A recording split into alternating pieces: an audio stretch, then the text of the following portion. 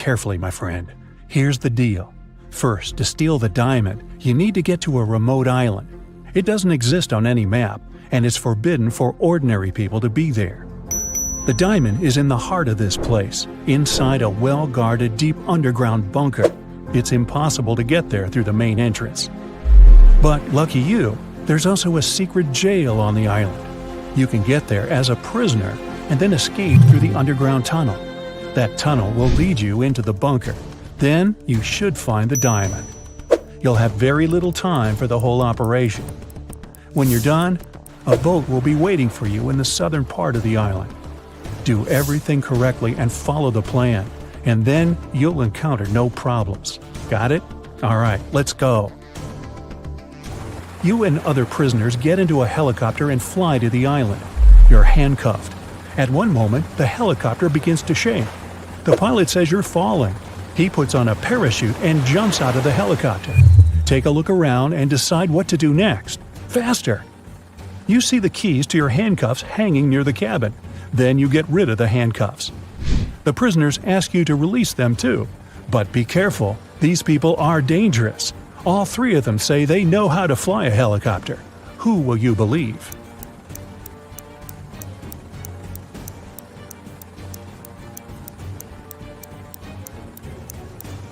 That guy with a tattoo with a helicopter on his leg. Maybe he's a good pilot. You remove his handcuffs and he admits he has lied. None of these people knows how to fly a helicopter. There's only one parachute left. The prisoner pushes you to the side, grabs the parachute, and jumps out of the falling helicopter. You decide to release the other prisoners too. What will you do next? Jump without a parachute? Try to land the helicopter on your own?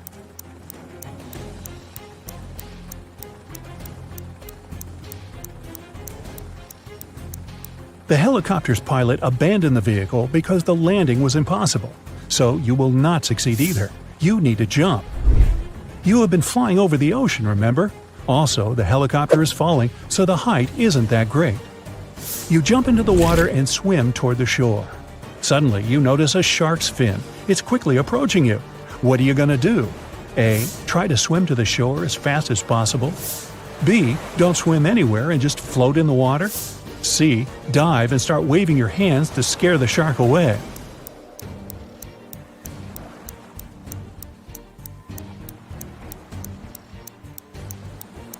You need to stop. If you start swimming away, the shark will begin chasing you. Breathe in a lot of air and try not to make unnecessary movements. The shark will leave soon. But if it attacks, you'll have to attack back. Its gills and eyes are the animal's weak spots. Fortunately, the shark doesn't charge at you. It swims away, and you get to the shore safely. The island's guards are running out of the jungle. One of the prisoners who was with you in the helicopter is hiding in the bushes and invites you to join him. Where will you go?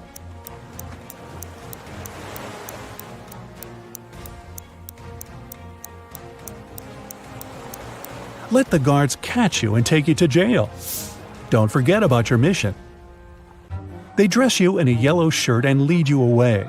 You see many dangerous people. You're sitting at the table having lunch. There are 3 prisoners in front of you. One of them is going to escape. But who?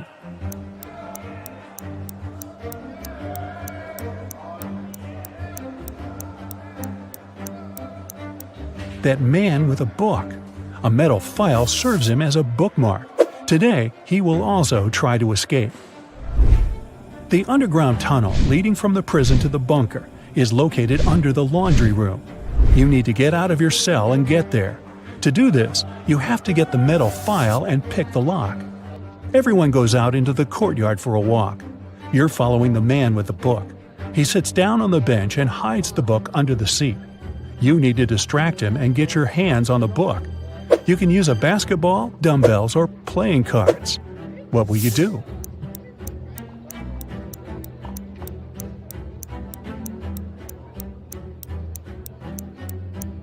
You can offer to work out with the dumbbells or play cards, but it will be difficult for you to get out of his sight. Start playing basketball. Throw the ball far away. The prisoner will run after it. Meanwhile, you'll take the book. So you grab the book but find no file inside. Instead of this, you find some money. It seems this guy has sold the tool to one of the other prisoners. You put the money in your pocket and look around the yard. Which of the prisoners can have the metal file?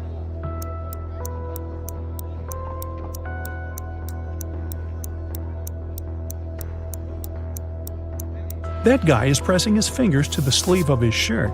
Apparently, he's hiding the tool there. You're about to approach him, but one of the prisoners starts a fight. The guards are trying to prevent a riot. In all this chaos, someone hits you on the head and you lose consciousness. You wake up in a hospital ward. Oh no! You have almost no time left. The doors are locked. Several security guards are walking around. How can you get into the laundry room?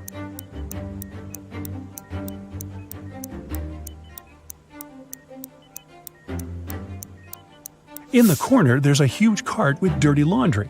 Hide in there, and they'll take you to where you need to go. You hide among the dirty sheets. The cleaner takes the cart and transports you to the laundry room. He throws the linen into the washing machine and notices you. The cleaner's going to scream and call the guards. What will you do?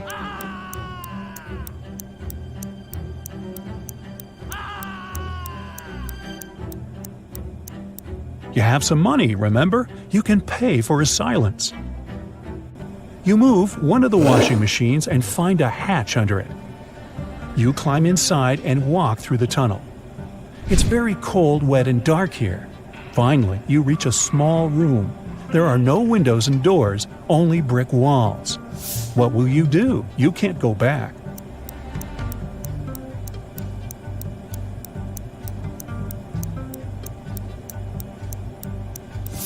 Among all these bricks, there's one sticking out of the wall.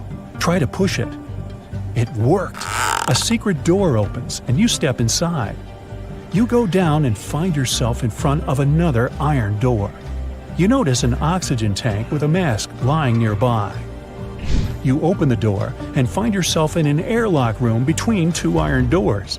One of the doors closes behind you. All the oxygen gets pumped out. You can't breathe, so you put on the mask. The second iron door opens, and you go inside. You see 3 tunnels. The first tunnel is filled with moving axes, blades, and other traps. High-voltage electric discharges flicker in the second tunnel. The third tunnel is burning with a bright flame. One of the threats is an illusion. Which tunnel will you choose?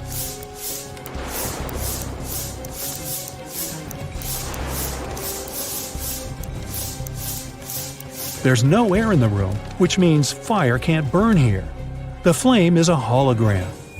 You move on and find yourself in front of a dark room. It's so dark you can't see what's inside. It seems to you that the diamond is there. Stop. What is this diamond? Who gave you this mission? What are you doing here? What's happening? At this moment, some unknown force pushes you forward. You step into the black void and fall. You find yourself floating in outer space. It's so cold and scary here. You feel tiny in the boundless universe. Suddenly, you see something shining. Is it a star or an asteroid? A bright light illuminates the black space around you. Good job, a heavy voice says. You reach out your hand and touch the light. At this moment, at a great speed, you start flying back through space and time. You're falling fast and land in a dirty room. Frightened, you get up and open the door. Oh, yes, sunlight! You finally get out of the bunker and find yourself on the island. There are 2 paths in front of you. One leads to the south, the other to the north. Which one will you choose?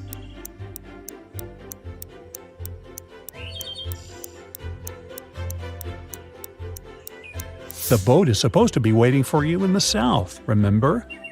You go through the jungle and find an old car. You start the engine and grab an MP3 player with headphones from the glove compartment. You drive along the road listening to music when you realize the brakes don't work. There are 3 ways ahead. A brick wall is waiting for you at the end of the first road. The second one leads to a swamp, and the third leads to a high hill with a cliff. Where are you going to drive? There's almost no time.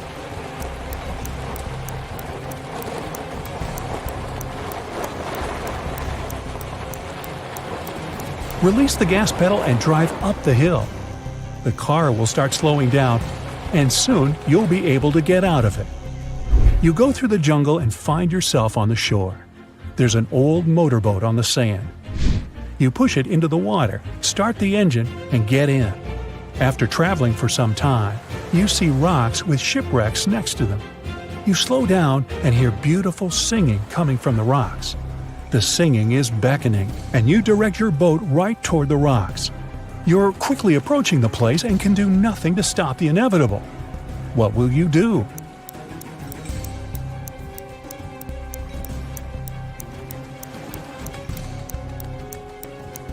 You have the MP3 player you found in the car.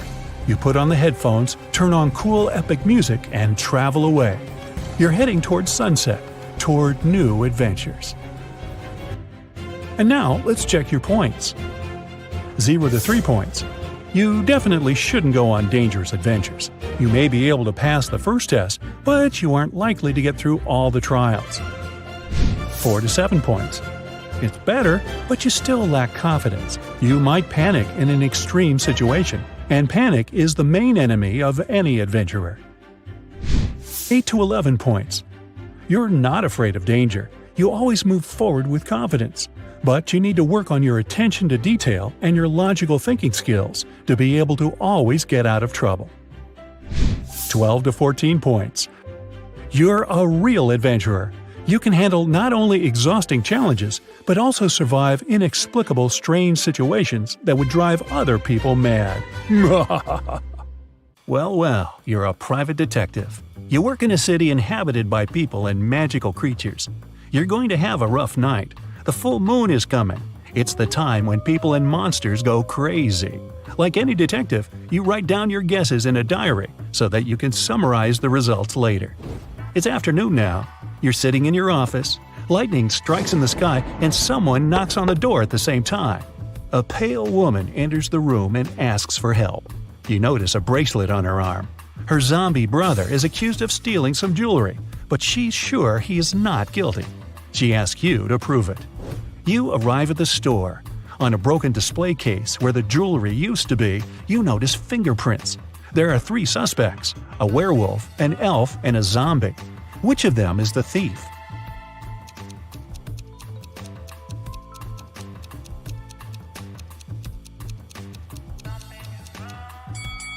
The elf. The zombie has skeleton hands, and the werewolf has hairy paws. Only the elf could leave human-like fingerprints. You drive through the streets and see a group of suspicious people standing by the riverbank. You stop and get out of the car. The people notice you and sprint in the opposite direction. You run after them on the sand along the water, but can't catch up. You look around but don't see anyone. Then you figure out it was your hallucination triggered by long sleepless nights. How did you figure that out?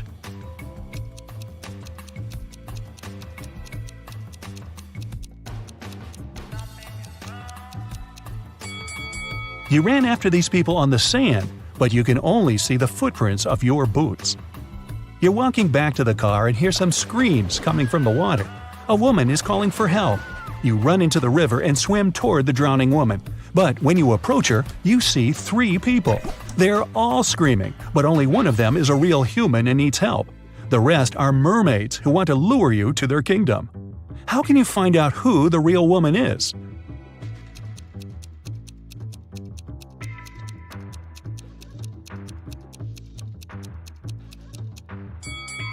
Dive and check who has a fishtail. You save the woman and go to the car. It starts raining. You don't want to catch a cold, so you decide to change your clothes in your apartment. But suddenly, you hear someone scream for help outside. You run out of the apartment and forget to lock the door. A woman is crying in the street. She's standing near the road. In the distance, you can see a car leaving at high speed. The woman says her new car has just been stolen. You get into your vehicle and start chasing the criminal. The suspect gets out of the car and runs toward an abandoned house. He climbs over the fence and disappears inside. You go there after him. In a small hall, 5 zombies are walking in different directions. But zombies don't drive cars. One of them is the thief pretending to be a zombie. Who is it exactly?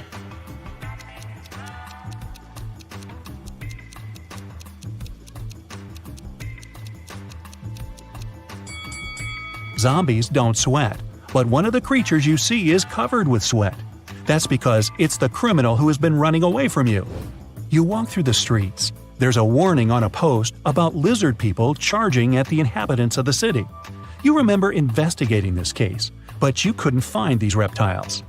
Now you need to go to the park. For several days, a large werewolf has been scaring the residents there. You know that the werewolf has a wife, and she is the only person who can calm the monster down and help him return to his human form.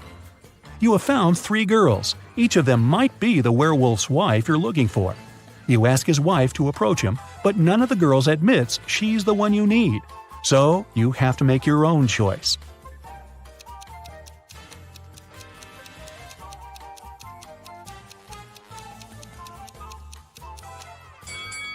Do you see some wool on this girl's clothes? It's the wolf's fur, which means she's the wife. She walks up to the monster, hugs it, and the werewolf turns into a human. You're hungry. You drop by a pizzeria. The owner of the restaurant says that someone has taken all his weekly earnings from the safe. The thief wore gloves and left no fingerprints. The video cameras were turned off. You know this pizzeria has had several similar incidents over the past year.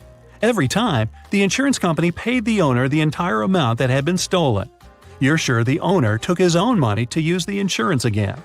Take a look at the office and prove that the owner is guilty.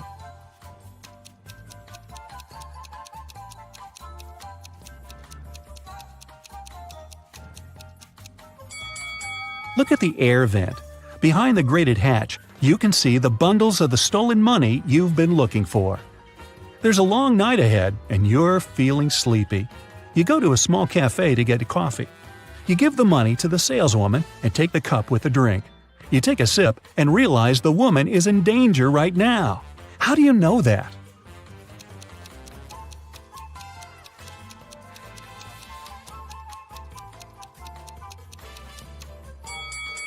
"Help me" is written on the cup she's just given you. You decide not to leave the cafe and sit down at the table. You can see a man in a black raincoat and hood sitting at the other end of the room. The girl behind the cash register is looking at him wearily. You look at this visitor for a few seconds and realize he's a vampire. What makes you think that?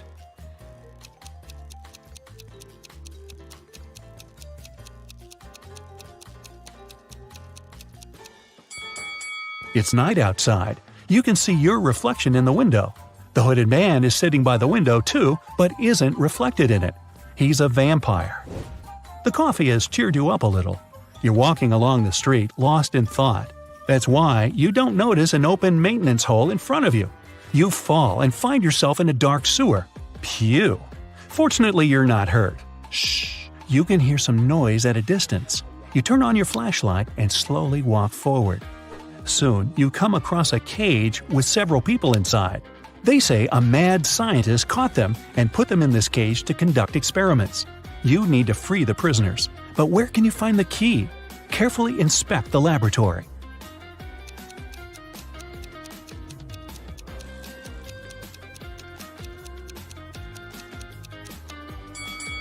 One of the jars with chemicals standing on the shelf has a key inside. You take it out and are about to open the cage, but the scientist returns. He tells you not to do this. The people inside are actually mutant lizards. The scientist admits that he accidentally turned regular crocodiles into humans. The scientist managed to catch these monsters and put them in this cage. He's going to turn them back into reptiles and let them go. The prisoners say they are humans, and the scientist lies. Who do you believe?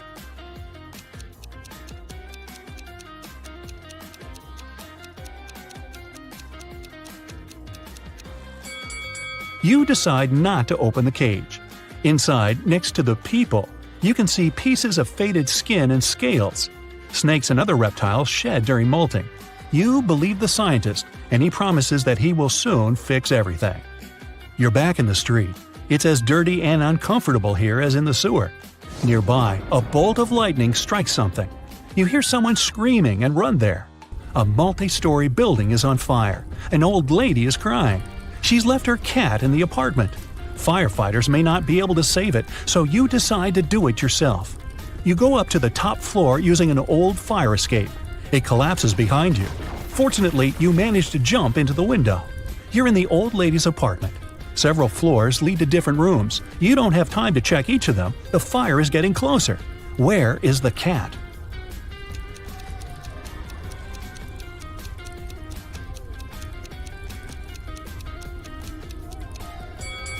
That door is scratched at the bottom. Those are claw marks. The cat must be there. You open the door and see a big black cougar. The fire is everywhere, and you can't go out through the main entrance. There is a window leading to the backyard and a fire escape. Where will you go?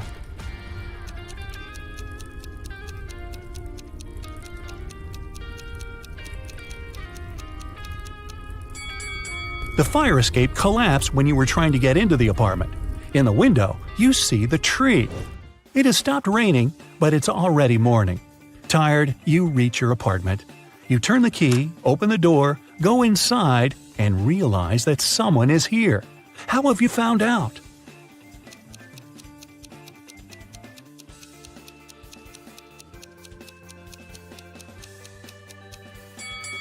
You were in a hurry and forgot to lock the apartment door while leaving.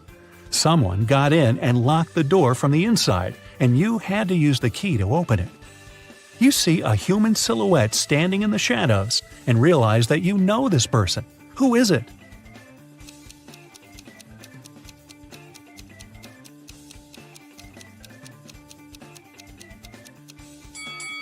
It's the woman who asked you to help her brother. She was wearing a red bracelet. The silhouette has the same accessory.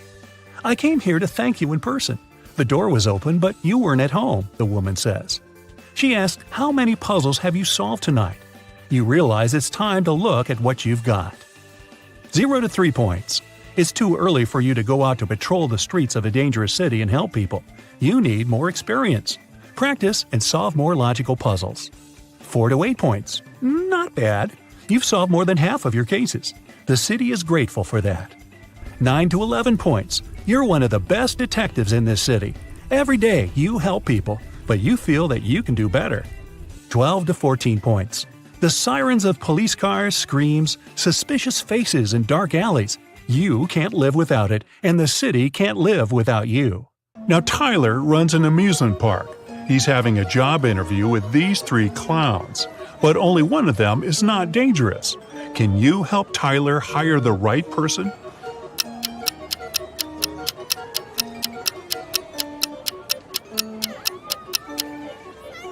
The first clown doesn't cast a shadow, so he's probably a ghost.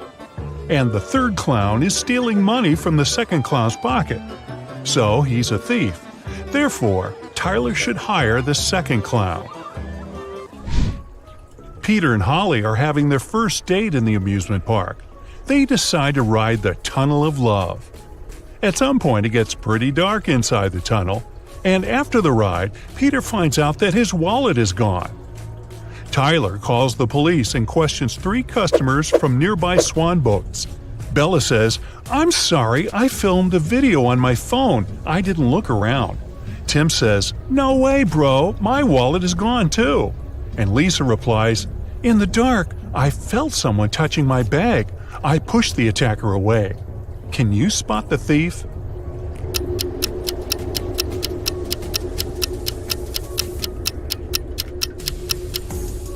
It's Holly. Take a look at her bag. There are 2 wallets inside it, and here's one more in her pocket. Tyler receives a curious delivery. It has streets, but no pavement. It has cities, but no buildings. It has forests, but no trees. Also, it has rivers, yet no water. Can you guess what it is?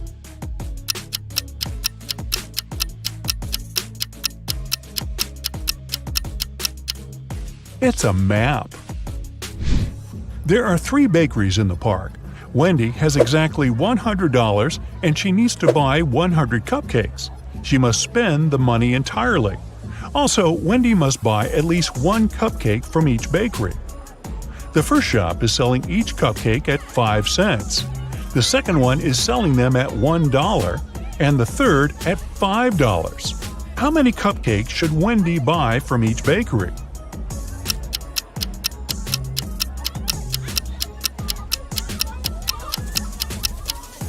To fit the budget, Wendy should buy 80 cupcakes from the first shop, 1 cupcake from the second shop, and 19 cupcakes from the third shop.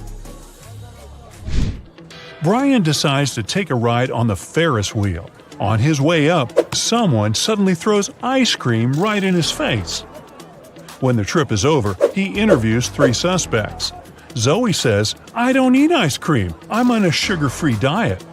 Peter says, "I didn't see anything, bro. I'm terrified of heights, so I kept my eyes closed the whole ride." And Fred says, "Sorry, I was streaming a video, so I didn't look around." Who is lying?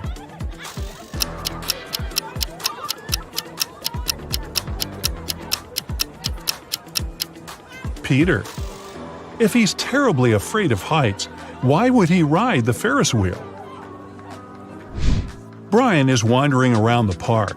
Suddenly, someone approaches him from the back and grabs his phone. The thief is wearing a mask, so Brian can't see his face. The thief runs into a cafe and hides among the customers. Can you help Brian spot the criminal?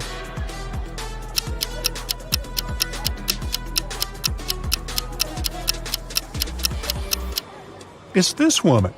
She's hiding Brian's wallet in the menu. Tyler is walking down the street after a long workday. Suddenly, he pushes this lady. Can you guess why?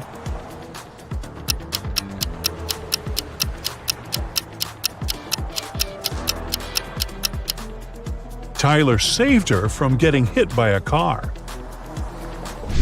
Tyler keeps on walking and sees a group of ducks crossing the road. Can you count the exact number of ducks?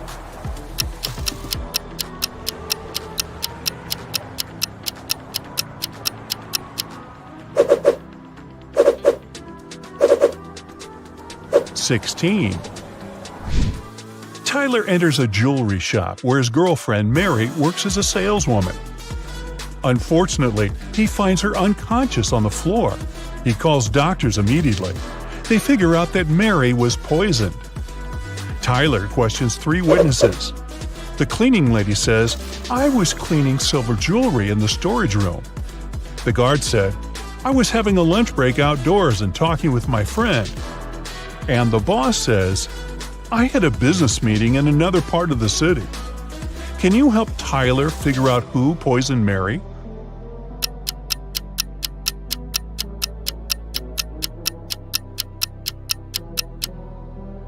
Take a look at the hint that Mary left on the wall. It literally says that the boss did it.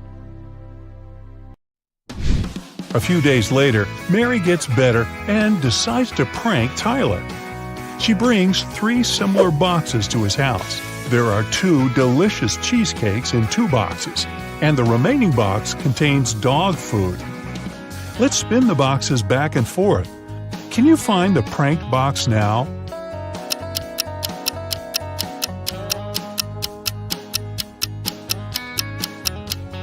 Aha! The second one. Tyler gets an urgent call from his assistant. Someone painted graffiti at a vegan restaurant in his park. Tyler interrogates 3 employees. The cleaner says, "I had an urgent call from my mother, so I went outside the restaurant to the backyard. When I returned, the graffiti was already there." The waitress says, "I was taking an order. Suddenly, I looked out the window and saw a person in a black hoodie. He dropped a paint can and ran away."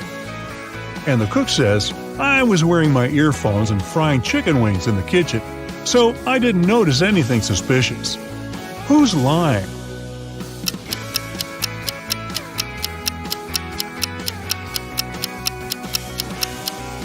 The cook. It's a vegan restaurant. Why would he fry chicken wings? After getting exposed, the cook pushes Tyler away and escapes from the restaurant. Tyler follows him. The cook hides in a carnival tent. He puts on a costume to blend in with the crowd. Can you help Tyler find him?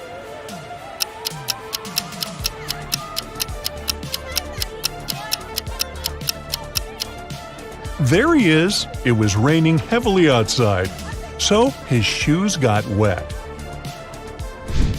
Tyler is walking around the park and spots 4 weird details. Can you see them too?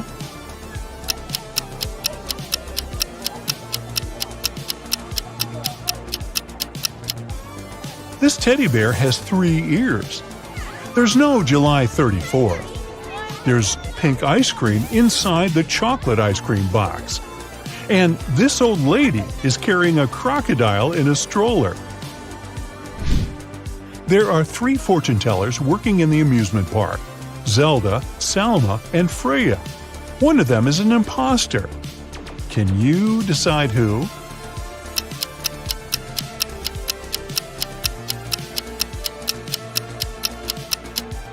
Salma has an earphone in her ear, which probably means that someone is helping her when she tells fate.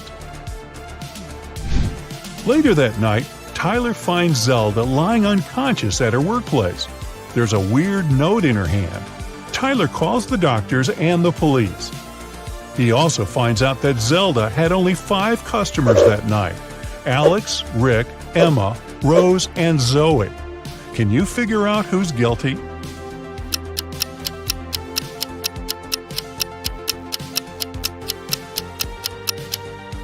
Rose. There's a tricky hint hidden in this note. Q plus 1 is R, N plus 1 is O, R plus 1 is S, and D plus 1 is E. Tyler spends all morning in his office. Then he leaves it for a couple of hours to have lunch with Mary. When Tyler gets back, he finds out that someone had robbed him. How?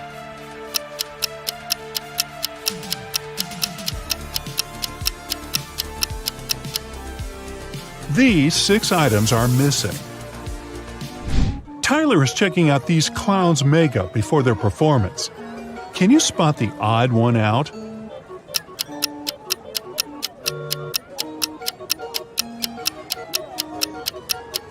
It's this guy. He's the only one who has eyebrows. What about these houses? Can you find the odd one out?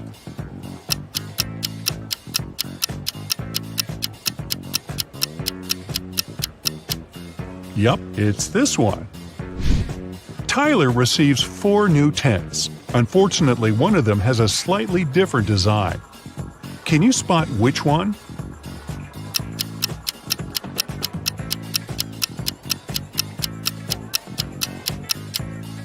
The second tent doesn't belong here. Tyler wants to improve the scary tunnel, so he gathers all actors playing ghosts and monsters for a brief team building. But there are real monsters and ghosts among Tyler's employees. Can you spot them?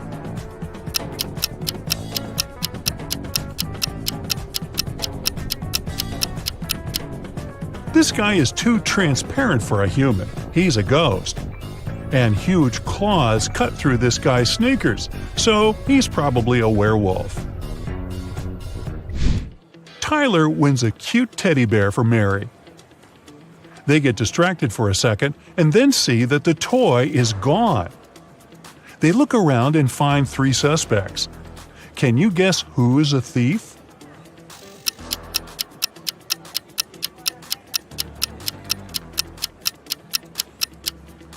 Although this lady is holding a similar teddy bear, it still has a different bow. This guy is carrying a box, and judging by his posture, it's hard for him to carry it, so it's probably really filled with heavy stuff. And the third guy's guitar is outside the bag, which means he can be hiding the teddy bear inside the guitar case. Tyler throws an epic party at the amusement park. All guests are treated to free food and drinks. In the middle of the party, all the guests begin to fall asleep right on the dance floor. The next day, doctors check all the food and drinks from the party, and everything is perfectly fine. Can you guess what happened here?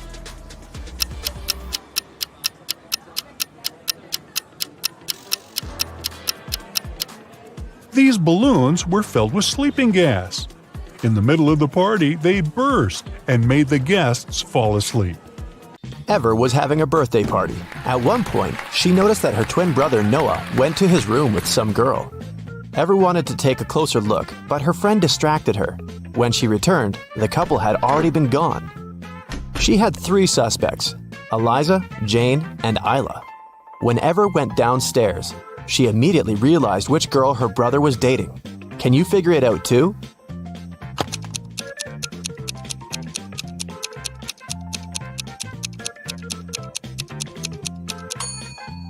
Eliza isn't wearing her cardigan. Ever saw it in Noah's room, hanging from the chair. So it must have been her who was in the room with the guy. Serafina was having a birthday party, and her guests brought her presents. Her boyfriend, Mason, got her a pair of beautiful high heels. Her sister, Daphne, got her earrings, and her best friend, Ada, got her a scarf. All the gifts were amazing, but Serafina still had one person to change their present. Who messed up?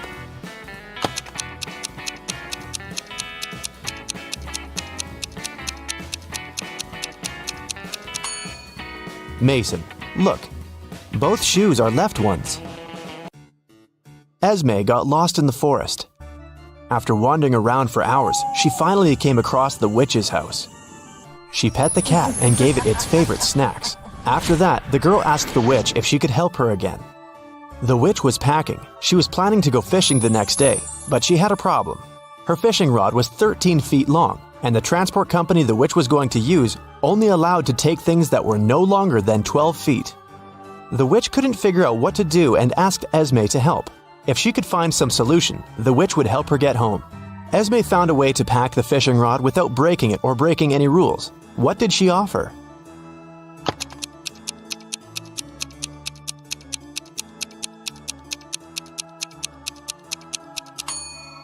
The witch should pack the rod in a box the size 5 by 12 feet. Diagonally, the 13-foot-long fishing rod will fit perfectly, and the box will still only be 12 feet long. Ren came back from work and checked his mailbox. There were a couple of magazines and a letter. It turned out to be a love letter, but it wasn't signed. Instead, there were several numbers in the end. 18, 9, 12, 5, 25.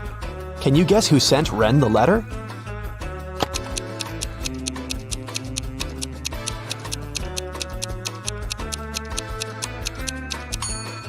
Each number indicates the position of the corresponding letter in the alphabet. The 18th letter is R. Letter number 9 is I. And letter number 12 is L. The 5th letter is E. And the 25th one is Y. So, Ren's secret admirer is Riley. It was the first day of college. Lily came there with her new cell phone, which she, of course, showed to all her friends. At one point, the girl went to the bathroom and left the phone on her desk. When she returned, the gadget was gone. She asked everyone in the class what they had been doing while she had been away. Cleo said she had been talking on the phone with her best friend. Charles said he hadn't been doing anything, just listening to music. Jake said that he'd been busy finishing his homework. That was enough for Lily to understand who had stolen her cell phone. Can you guess?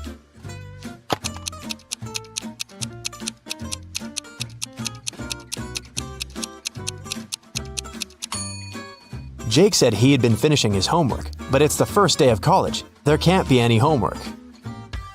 Vivian and Susanna are online influencers. Can you tell which one is likely richer?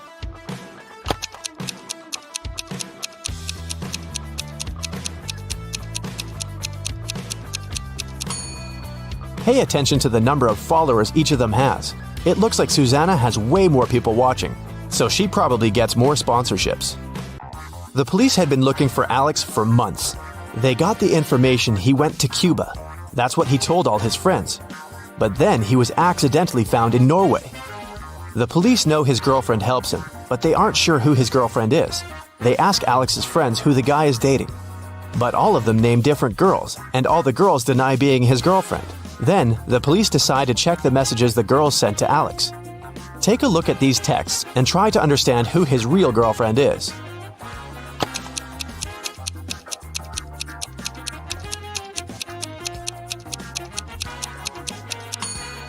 His girlfriend must be the one who knew where he was actually going.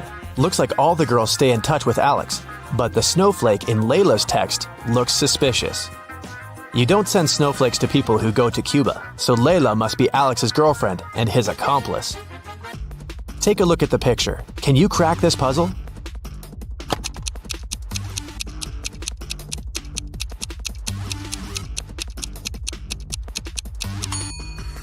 The answer is the number of times the line crossed in the image. It must be 3. Sierra found herself locked in a dungeon. She couldn't remember what had happened. She looked around and saw a door that could be a way out. But to open it, Sierra needed to know the passcode. Luckily, there was a hint. Sierra had just one try. If her guess was wrong, the dungeon would get locked forever. Can you help the girl decide which password is the correct one?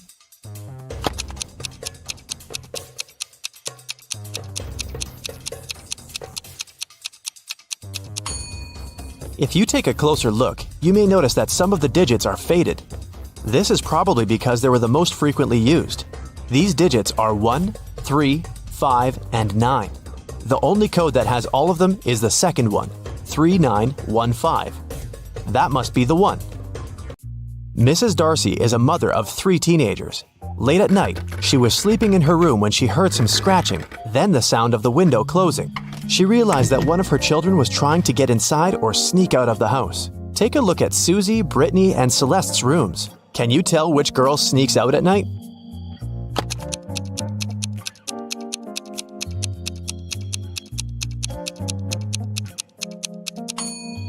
It must be Brittany. Look at the shoes by the door. They're all wet, so she must have just returned.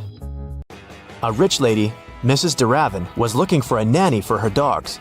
She invited 3 candidates and asked them why they wanted the job. Isla said that she was totally broke and she needed some money. Olivia said that she loved dogs, but her parents wouldn't let her have one. Liam said he had a lot of free time and thought of getting a job. Mrs. DeRavin let everyone go so she could think and make the final decision. After all of them had left, the woman discovered that her very expensive ring was missing. One of the candidates had probably stolen it. She asked them to come again, and when the woman saw them for the second time, she knew exactly who the thief was. Have you figured it out?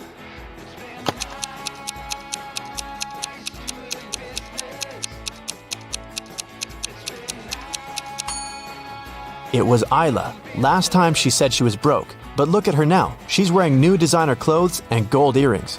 She also has an expensive phone. She must have stolen the ring and sold it. A young girl, Georgia, got poisoned and was taken to a hospital. Detective Callum took up the case. He went to visit Maddox, Georgia's sister's boyfriend. Maddox hadn't heard the news yet. Your girlfriend's sister got poisoned. Do you know anything that could help the investigation? Maddox said, "Poor Georgia, she's a good girl. I have no idea who could possibly want to poison her." The guy also showed the detective a picture of him, his girlfriend, and her sisters. After taking a look at the photo, Detective Callum immediately arrested Maddox for poisoning the girl. Why?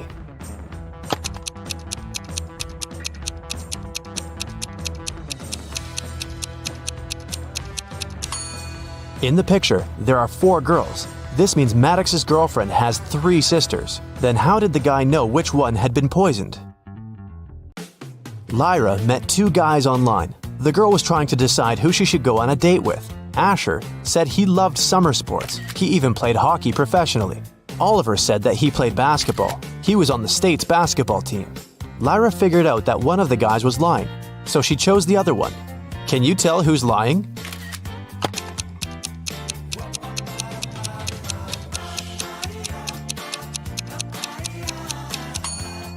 It's Asher. He said that he likes summer sports, but hockey isn't a summer sport. The guy would know it if he really played it.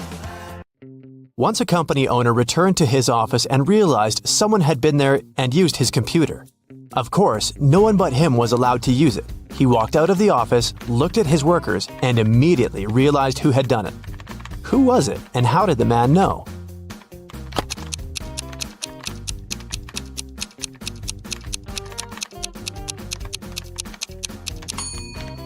It must be this woman in the middle.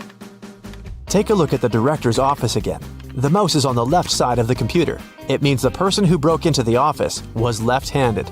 The woman's left hand is covered in ink. That's because she's left-handed and slides her hand over her writings.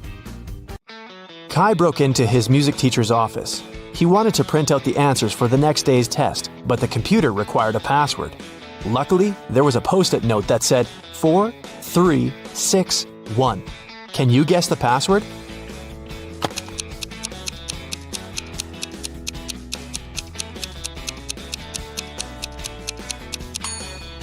Take a look at the wall. There is a list of music notes hanging there, but you need the letters. Now, the fourth one is F. The third one is E. The sixth is A. And the first one is C.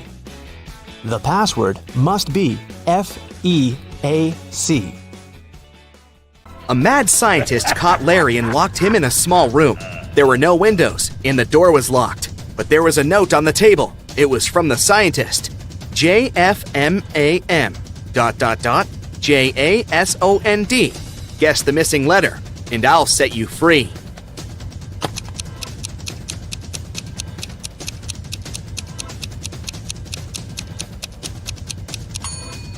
"10 minutes later, Larry was already running away from the strange place. He managed to figure out that the missing letter was J. Those were the first letters of the months of the year, from January to December. And the sixth letter, J, stood for June. There are two villages next to each other. People who always tell the truth live in one of them. Liars live in the other. The inhabitants of the villages often visit each other. You're in one of the villages, but you don't know which one it is. What question should you ask a passerby to find out where you are?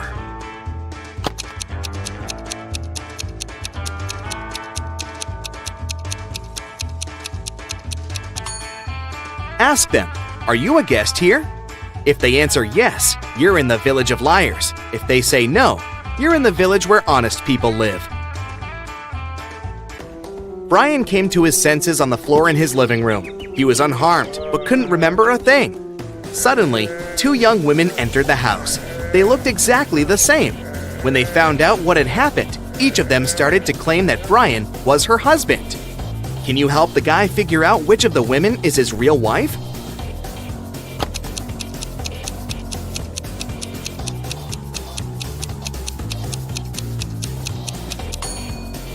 It's the woman on the left. She has a tattoo on the same arm as the girl in the wedding photo. Megan was 21 on her last birthday, but she's going to be 23 on her next one. How is it possible?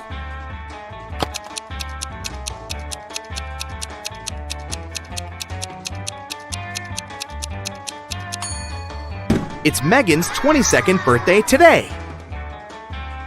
Sandra's boyfriend went on a business trip to New York. Soon, the girl got a weird text message from him. It looked like this: NHAPPY. What did Sandra's boyfriend want to say?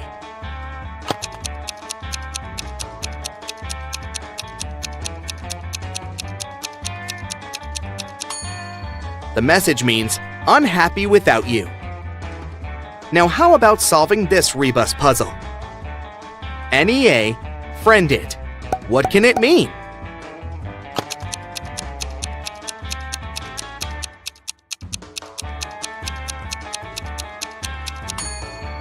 It's a friend in need.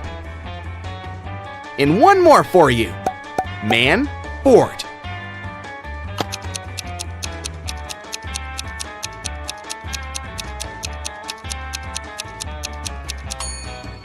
It's man overboard. Great job. Now let's see how attentive you are. Look at this image.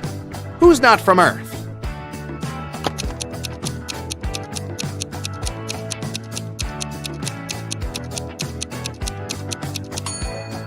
Must be the guy on the right. The guy on the left is only wearing a Halloween costume. Look at his hazel eyes. They seem to be absolutely human. And now look at the eyes of the guy on the right. Ugh, creepy. How about this image? Can you spot anyone who doesn't look like us? Earthlings?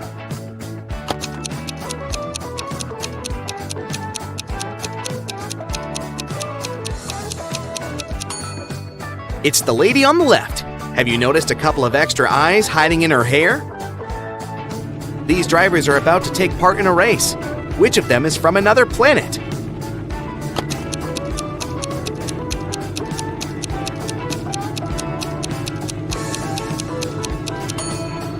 That driver over there. He seems to be leaving a trail of slime behind him. Okay, you have a sharp eye. But is it sharp enough to crack the following riddles? A rabbit is hiding somewhere among these mushrooms. Can you spot it?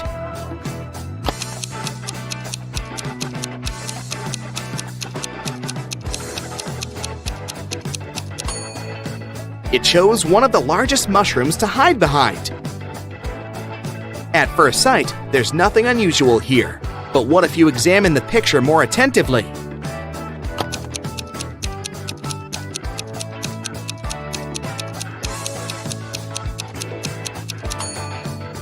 Right, no one uses a soccer ball to play basketball. Mark bought a new keyboard, but the seller fooled the guy and gave him a fake one. Can you find the proof?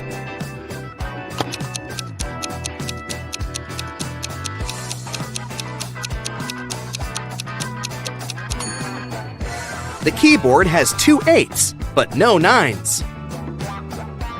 A dog runs away from its master and is now hiding somewhere among these bowls. Help the worried owner find its pooch.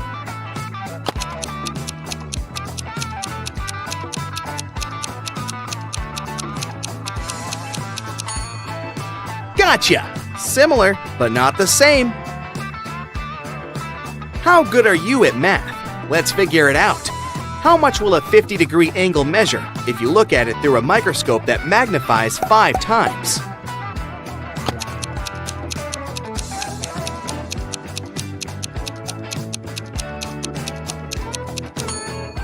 The angle won't change. It'll still be 50 degrees. A man came to a fruit market to sell watermelons. After he sold half of them and half of a watermelon, he saw he had 1 watermelon left. How many watermelons did he bring to the market?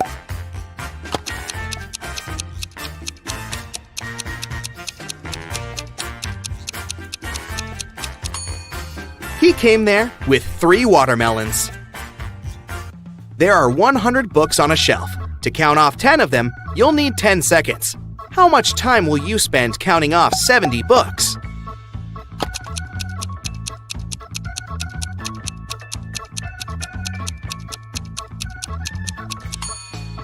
It'll take you 30 seconds.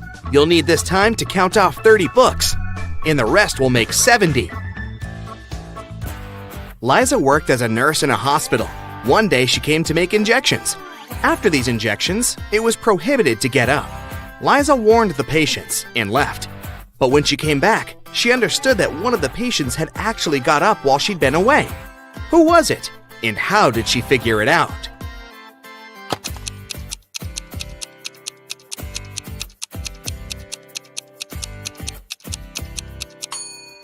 It's the guy in the middle.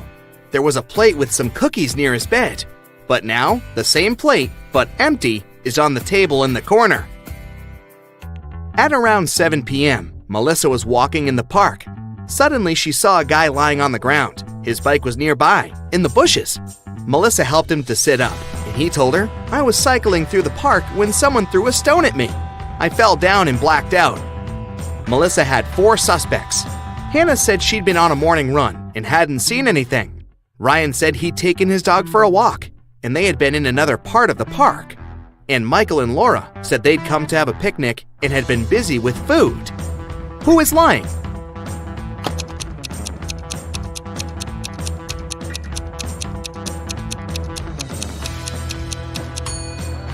Hannah, it's evening. How could she have her morning run? Detective Robbins was walking along the street when he heard the sound of glass shattering.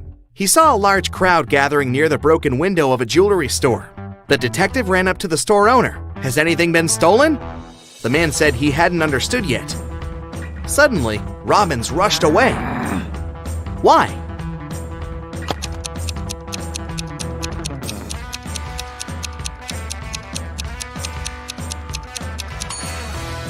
The store window was broken to distract passersby. Meanwhile, this guy stole a wallet from the man in a suit. At first, the wallet was in the man's pocket. Now, the thief is rushing away, the wallet in his hand. 2 cars, red and black, are moving along the same highway. The red car is traveling at a speed that's twice higher than that of the black car. They both started at the same time, and still, after some time on the road, the 2 cars come across each other. How is it possible?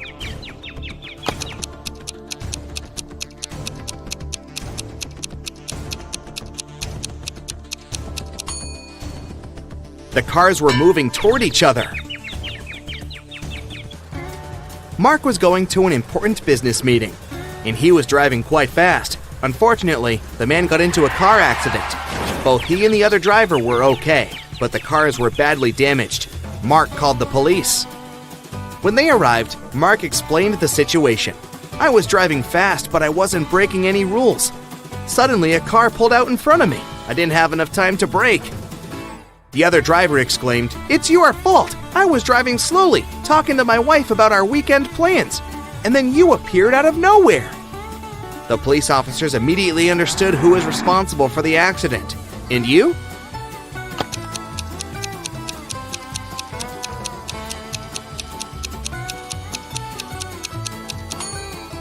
It was the other driver. He was alone in his car. It means he was talking to his wife on the phone, which is illegal. Dylan was trapped in a basement. The only thing he found inside was a note in a pen. Find out how to get 200 out of 188 using just one line, and you'll be free. 5 minutes later, the door opened automatically, and Dylan was free. What did he do?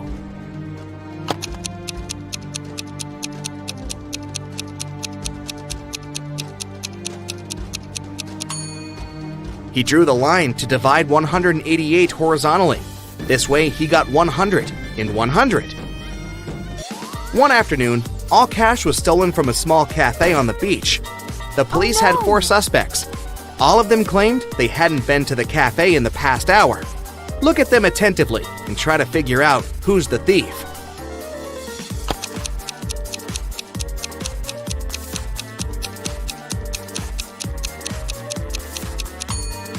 It's the guy with a cocktail in his hand. He definitely bought it in the cafe since it's the only one on the beach. But then, why did he lie about not visiting the place? Two famous film producers are having breakfast in an expensive restaurant. They're discussing the budget for a sequel to a very successful movie that got $500 million at the box office. They're talking very quietly since they mention important details of the script. They suspect that someone might overhear them. The producers are right. Some curious people are indeed eavesdropping on their conversation. Find them.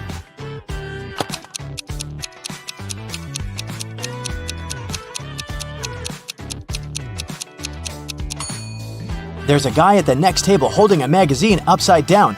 Obviously, he isn't reading it. That girl over there is a journalist. There's a camera lens sticking out of her backpack. See? And that man is eating a salad, but you can notice a microphone hidden in his long hair. 3 people are standing in line in front of an ice cream truck. The first guy is taking a cone from the vendor. The guy behind him is nervous. His hands are in his pockets. The third guy is looking at something through binoculars. Which one of them is a police officer?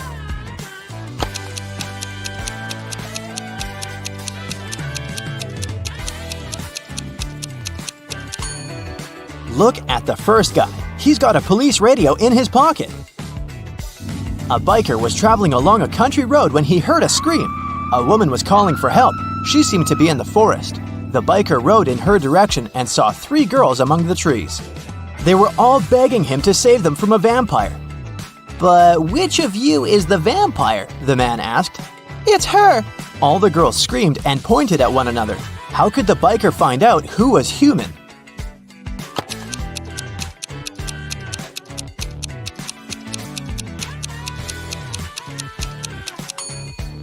There are 2 side mirrors on the motorcycle. The biker needed to turn the handlebars and check which girl reflected in them. Mary opens her eyes and realizes that she's somewhere unknown. The last thing she remembers is walking in the park and then darkness. There's a lot of garbage in the room. A red lamp is flashing on the ceiling. Mary can leave through the door. It's open. But wait, she needs to take some useful stuff from the room. She can only choose 2 items. Which ones?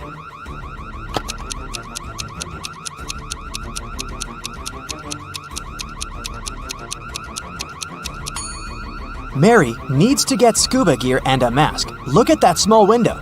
Fish are swimming by. Mary is underwater. There are 4 inmates in this prison cell, and they all look pretty hardened to me. Well, all but one. There's a newbie here. Can you guess who it is?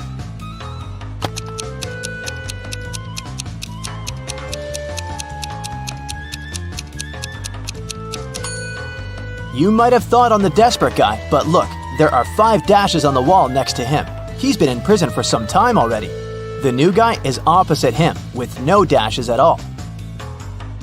Alex returns to his top-floor apartment after a workout at the gym. When he's having lunch, water utility workers come and knock on his door. They say the ceiling in Alex's apartment is about to collapse because his neighbors forgot to turn off a faucet. And now, they're flooding the building. They ask the guy to evacuate immediately. Alex closes the door and calls the police. Why?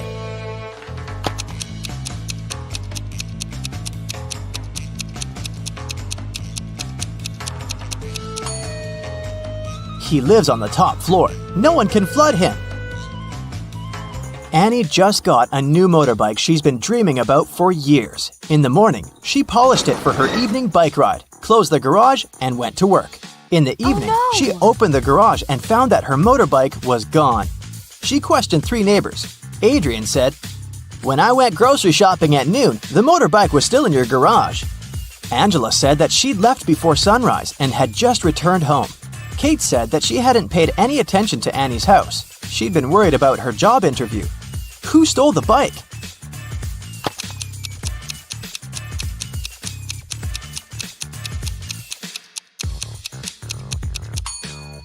Adrian. He said that he'd seen the bike in the garage, but it couldn't be true because it had been closed.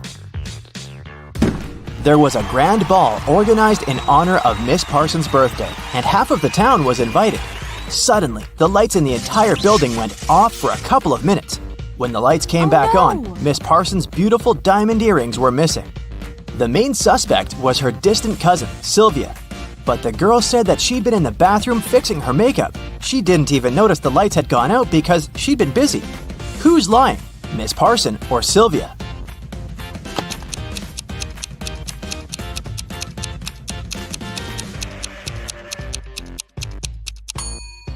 The lights went out in the entire building. If Sylvia had been fixing her makeup, she would have definitely noticed that something was wrong. Adele found her friend Oliver on the floor in his studio in the attic. She called the police. The officer who came asked the girl to tell him what had happened. Adele said that she'd been walking past Oliver's house and noticed that the lights were on. She came up to the window, peeked inside, and saw him on the floor. She called the police and ran into the house. The officer didn't believe her. Do you?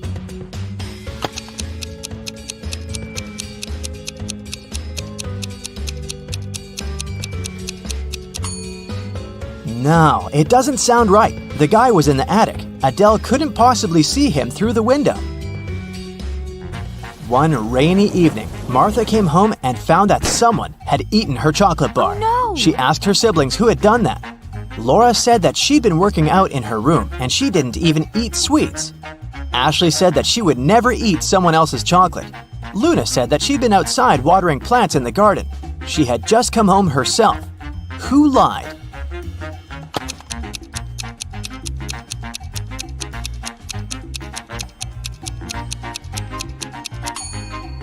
I'd say it was Luna. It was raining outside, so she didn't really need to water the plants. Colette always wanted to get a cat, but her mom wouldn't allow her. Once, the girl found a kitten in the street and brought it home. She decided to hide the animal from her mom. Still, one morning, Colette's mom walked into her daughter's room and realized a cat lived there. How did she figure it out?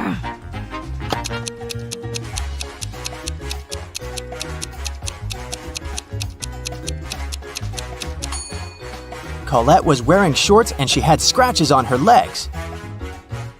Jenny was locked in her room with 15 other people. Each of them could see the entire room with all the people inside without turning their head or body or moving in any other way. To get out of the room, Jenny had to place an apple in such a way that everyone but one person could see it. The girl managed to do it, but how?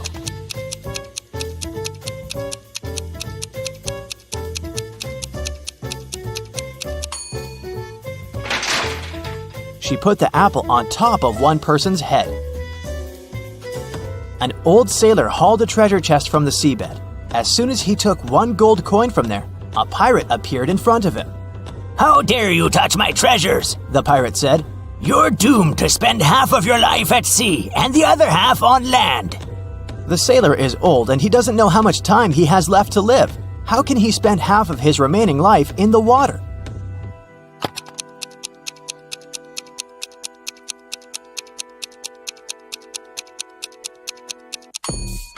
He can do it if he spends one day at sea and another day on land.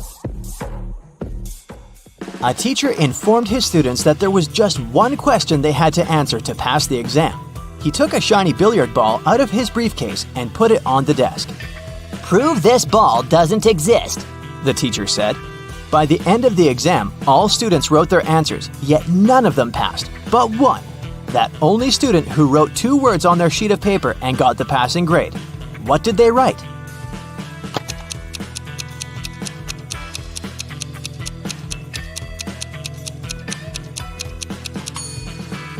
What ball?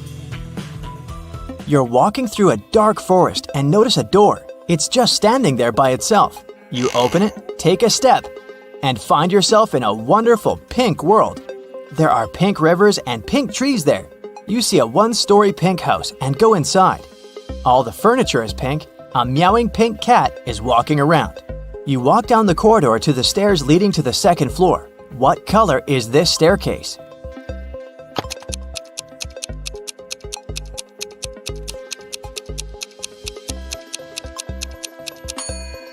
There are no stairs in the house. It's a 1-story building, remember?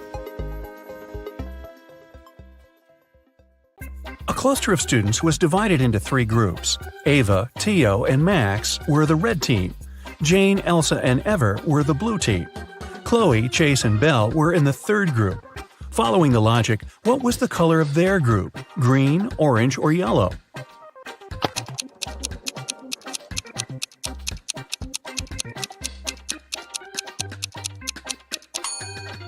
Students' names in the red group consist of 3 letters, just like the word red. The word blue, just like the name of the color, consists of 4 letters. The names Chloe, Chase, and Belle consist of 5 letters. So should their color. Green is the only color that fits, so their team is green. Brooke, Scarlett, Ruby, and Quinn are sisters. Quinn stands right next to Charlotte. Brooke is between Ruby and Quinn. Ruby is on the very right.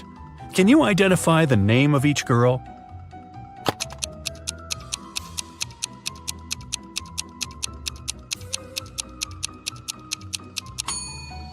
Let's start with the last hint. So, Ruby is on the right. Then, since Brooke is between Ruby and Quinn, the next one is Ruby. Then there's Quinn. The remaining girl on the left must be Scarlett. It fits the first hint too, because Quinn and Scarlett stand next to each other. So, it's Scarlett, Quinn, Brooke, and Ruby. Take a look at the 4 words: corset, sector, rocket, coster. Can you tell which one of them is an extra one?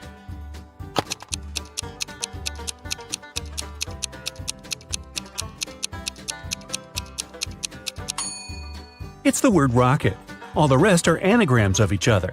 If rocket had an S instead of a K, it would be an anagram too.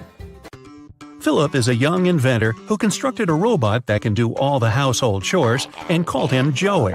One day, when Philip came back from university, he found that his robot was stolen. He was looking for it everywhere until he found an old and dark dungeon. He went there hoping to find his robot and wasn't mistaken. However, 5 robots looked exactly like his, and Philip had only one try to pick the right robot. If he picked the wrong one, he'd be trapped in the dungeon forever. Can you help Philip find his robot?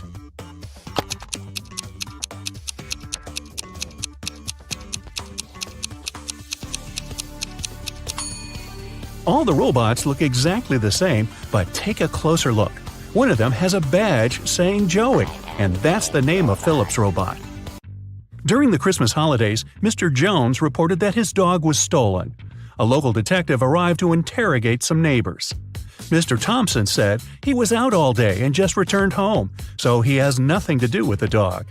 Ms. Miller said she spent all day eating and binge-watching some movies.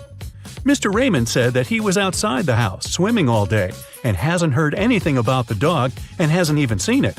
However, the detective figured out who stole the dog. Can you?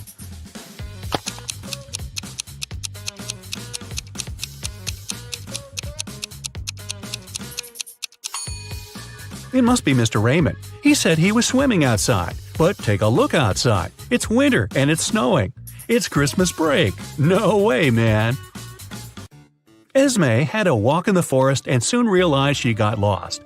She was wandering around until she found a witch's house. She walked in, pet the cat, and asked the witch if she could help her out. Today, the witch was busy solving a math riddle her grandson sent her by Raven Post. He couldn't solve it and asked his grandma to help. Unfortunately, the witch couldn't solve it either, so she said that she'd let Esme go if she solves the riddle. Here's an equation. 101 minus 102 equals 1. Move just one digit and make it correct.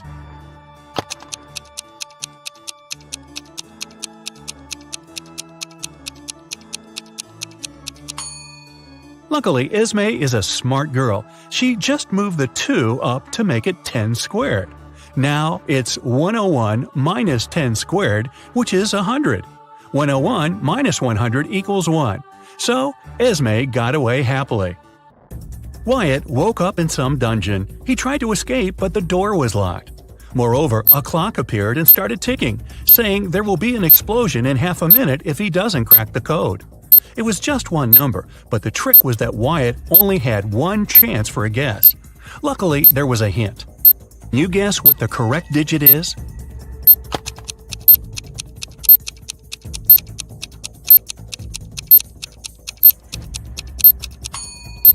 The second number in each row is the number of letters needed to spell the first one. So the word 1 has 3 letters. The word 2 has 3 as well. The word 3 has 5. The word 4 has 4 letters, so the digit Wyatt needs is 4. Blake was a writer applying for a job in a fashion magazine. However, the boss was a whimsical woman. Blake did the interview well, but still, the woman didn't want to hire her because Blake was too young. The boss poured some water into a glass and asked Blake to get her some apple juice to fail her. However, there were 2 conditions. She wanted the water in the glass, but didn't want it to mix with the juice. Still, Blake figured out how to do it and got the job. How?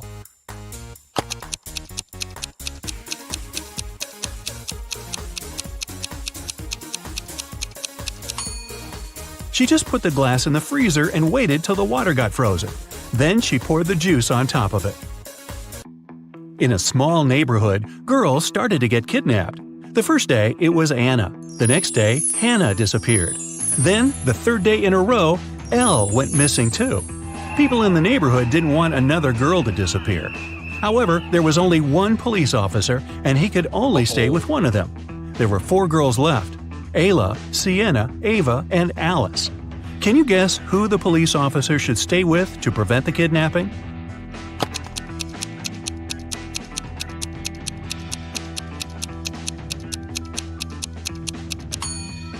There should be a pattern, and there is. The names of all the missing girls, Anna, Hannah, and Elle, are palindromic. It means they're the same when you read them forward and backward. Only Ava has a palindromic name out of the remaining girls, so she must be the next target, and the officer should stay with her. On a rainy evening, Liberty came back from school to find out that her chocolate was stolen. She called her siblings and asked who ate her chocolate, but everyone denied it. Storm said he was working out in his room and he doesn't eat sweets. Andromeda said she would never eat someone else's chocolates. Thor said that he just walked home from his friend's house and didn't touch her chocolate either. However, Liberty didn't believe one of her siblings. Who stole her chocolate?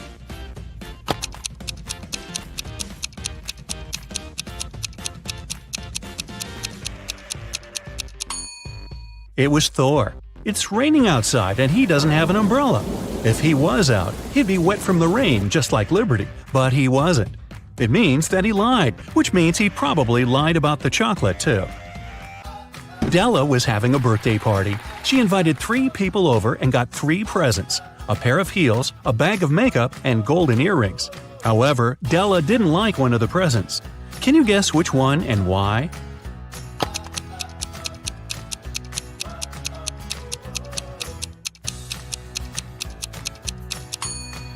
She didn't like the golden earrings just because she couldn't wear them. Her ears aren't pierced. Well, maybe she will consider piercing them.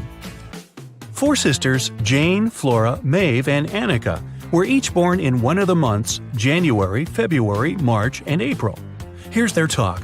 "It's a pity no one's name starts with the same letter as their birth month," said Annika. "Who cares?" said someone who was born in January. "I wish my birth month at least started with a vowel, but I'm not even that lucky," said Maeve. Which month was each girl born in?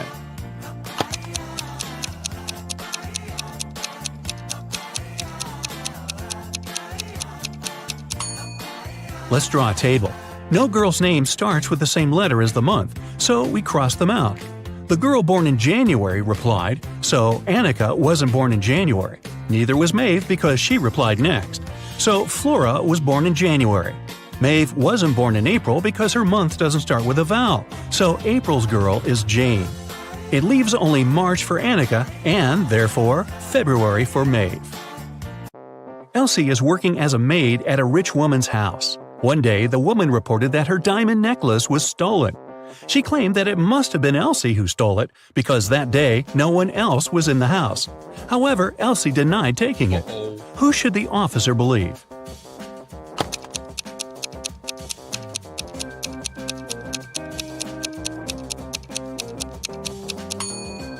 He should believe Elsie. She said she didn't take it, and she's telling the truth. Look, the necklace is hidden in the woman's hair. Mr. Bright cleaned his office, locked it, and went on a vacation to Malta. He spent 2 glorious weeks there, but he immediately realized that someone had broken into his office when he returned. He was the only one who had the key, but how did he realize someone had been in the office?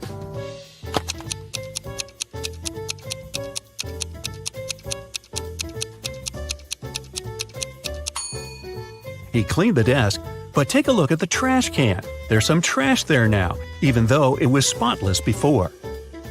Virginia, a young girl, was found poisoned in her room. Detective Callum came to her house for investigation.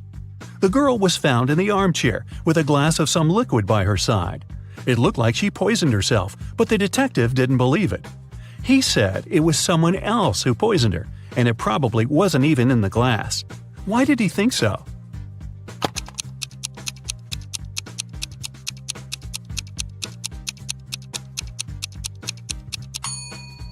Take a look at Virginia's desk. The mouse is on the left side, which means she's a lefty. However, the glass stands on the right side of her. Probably someone just put it there to make it look like she did. Jason is making pizza for his family, and Savannah went outside to make some grilled vegetables. Which one of them does something wrong?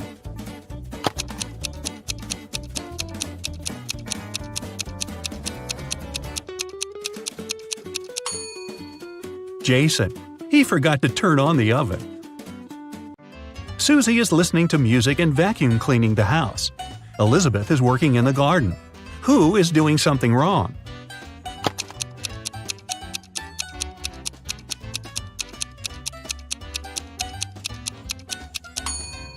Susie should take her headphones out and check out what she's doing. The vacuum cleaner isn't plugged in, so she's about to do it all over again. It's finally Christmas time, and 2 girls, Nicole and Rachel, are getting ready for their vacation in Mexico. Who is doing something wrong?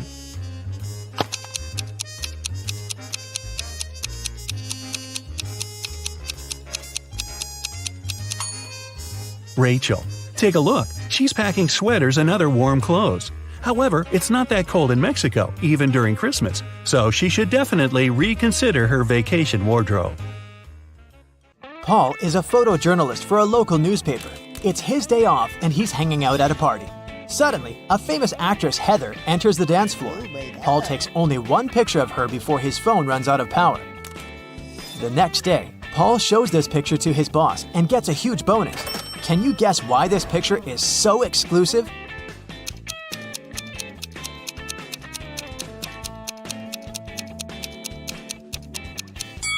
Heather is stealing money from this lady's pocket. Paul is looking at the office open space from the second floor. Suddenly, he spots a time traveler among his coworkers. Can you see this person too?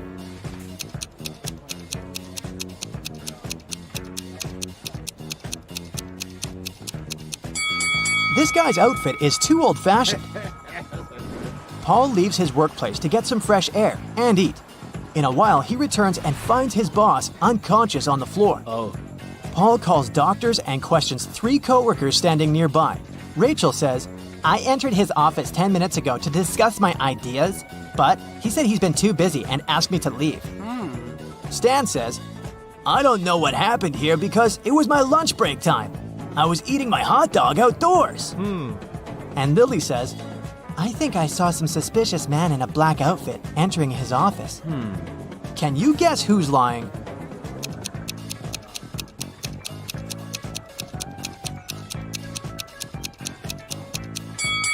Stan. He has an unpacked hot dog on his desk, so he was definitely doing something else during his lunch break. Paul arrives downtown to take some pictures. He's looking out the window of one of the buildings and sees this horrible scene. Why is he doing it? Do you have any ideas?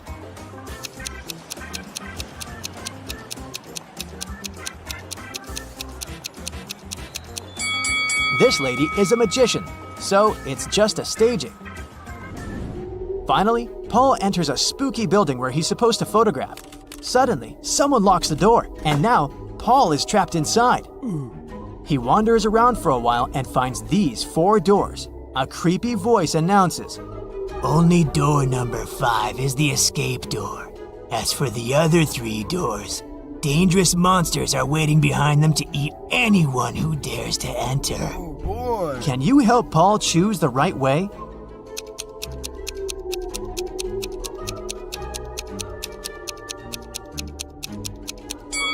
He should choose the first door. The symbols on the doors are actually numbers. Paul enters the exam room and sees 2 more doors with spirals.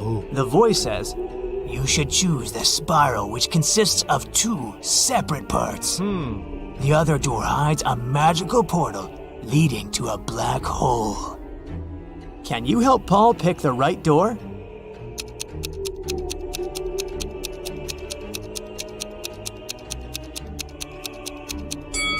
It's the second one. Paul opens the door and finds himself in a suspicious hall. He sees a metal door with a combination lock, but it's locked and requires a 6-number code. What would you suggest?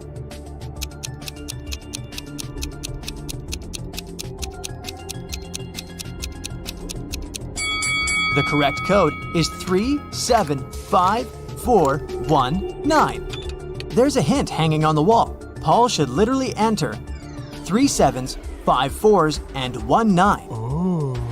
In the next room, Paul meets a mad scientist, the one who had imprisoned him. He says, I'm gonna set you free if you crack my last riddle. So listen carefully. I have a head and a tail that will never meet. Having too many of me is always a treat. What am I?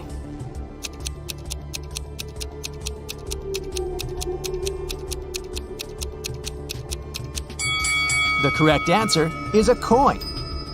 The scientist says, Okay, you can go now. There are 3 doors for you to choose from. Unfortunately, each door is hiding some danger. There's a tank with a hungry shark behind the first door. And there's a bunch of balloons filled with toxic gas behind the second door. And there's a giant cobra waiting behind the third door. Can you help Paul choose the safest option to escape?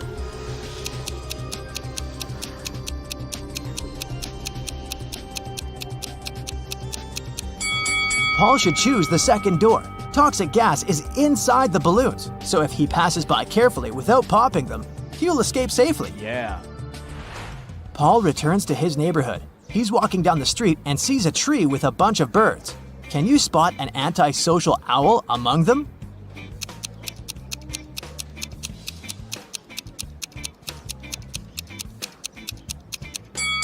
This owl is looking away from the rest of the group. There are 2 houses with 2 single women living next to Paul. One of them used to live in poverty all her life, but today she robbed a bank. Can you spot this woman?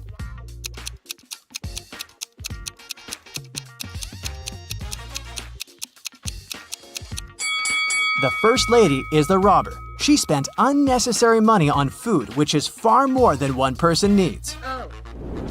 Paul is having a family meeting. He asks 2 of his sisters to sell an equal amount of homemade cookies. The cost of each cookie is $1. Paul tells them, You shouldn't eat the cookies that you're selling, and you should sell all the cookies.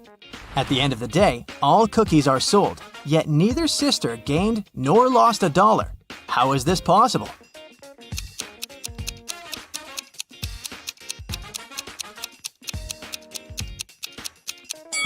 The first sister bought a cookie from the other one, and the second sister bought a cookie from the first one, and so on. In the evening, Paul is having a family dinner, but one of the guests is an imposter. Can you guess who?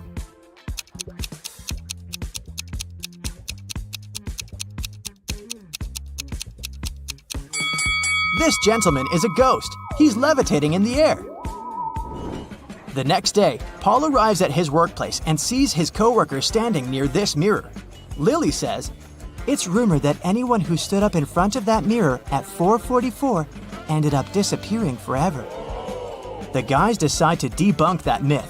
Lily approaches the mirror at 4:44, but nothing happens. They laugh at the rumor and get back to business. After work, everyone goes home, but Lily stays for a little longer to finish her work. After doing that, she walks up to the mirror and disappears.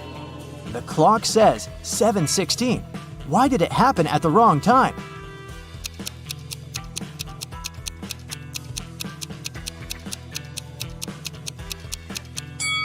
The rumor was about the mirror time. 7:16 is the mirror image of 4:44. Paul wants to rescue Lily, so he goes to the most famous wicked witch in his town. The witch says, Okay, young man. I can get your friend out of the looking glass if you help me in the kitchen. Which one of these 7 potion pots will get full first? "Do you have any ideas?"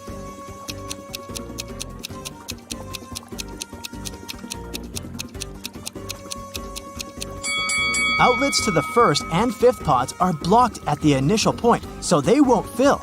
Nothing is connected to the sixth pot. The outlet under the second pot is also blocked in the end. Outlets to pots 3, 4, and 7 are blocked in the middle, so they won't fill. Therefore, no pot will ever fill. The witch is satisfied with Paul's answer. She shows him 4 doors and says, Your friend is behind one of these doors. You only have one chance to pick the right one. Good luck! "Can you help Paul find Lily?"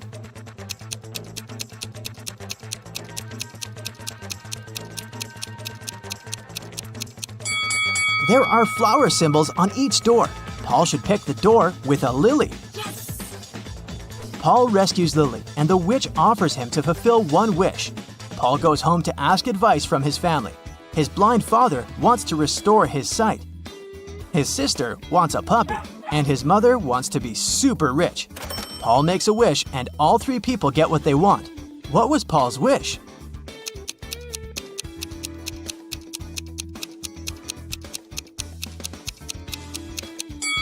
Here's what Paul told the witch.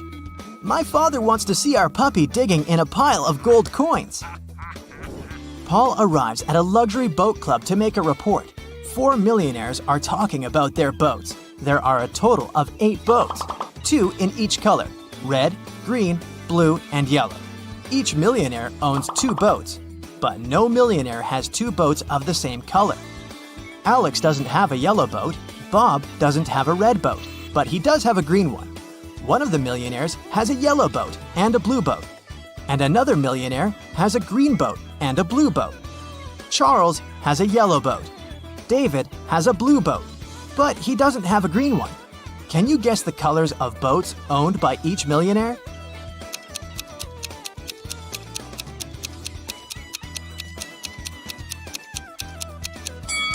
Alex has a red and a green boat. Bob has 1 green boat and 1 blue boat. Charles has a yellow boat and a red one. And David has 1 blue and 1 yellow boat. Look at this picture. There's something wrong here. Can you figure out what it is?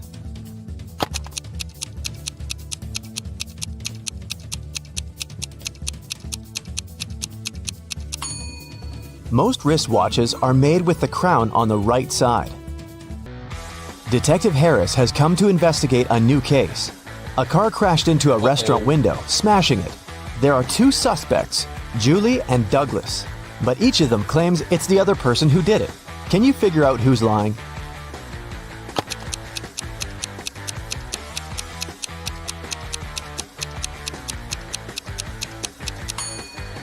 It's Julie.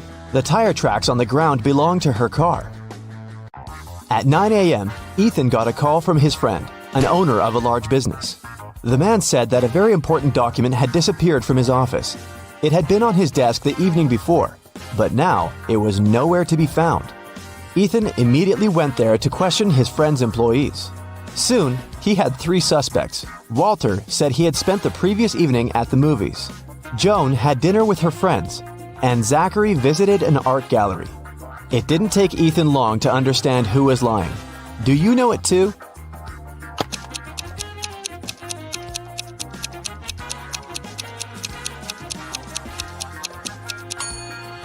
It was Walter. His ticket isn't torn. It means he didn't enter the movie theater. Look at these prehistoric people. Who is from the future?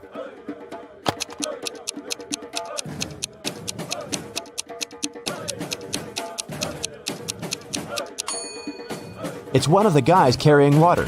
He's holding a flashlight. Cheryl was reading a book, but she was careless and accidentally tore out pages 7, 8, 100, 101, 333, and 334. How many pages will she have to fix?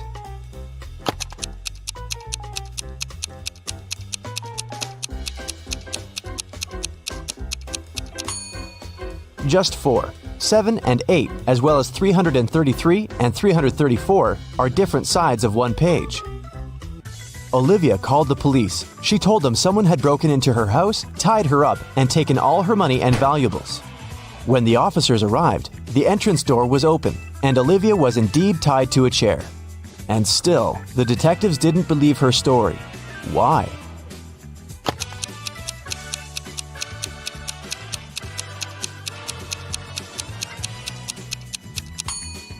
If the girl was tied, how did she manage to call the police? Gemma returned from Asia and brought a precious porcelain figurine. She organized a party and invited all her friends to tell them about her journey. They had a great time, but after her friends left, the woman realized the figurine had disappeared. Oh no! She called the police and showed them the photos she had taken at the party. One of the officers immediately realized who had stolen the figurine. Do you understand it too?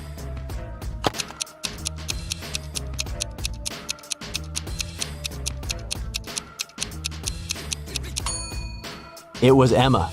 She hid the figurine under her hat. Look at these 4 matchstick patterns.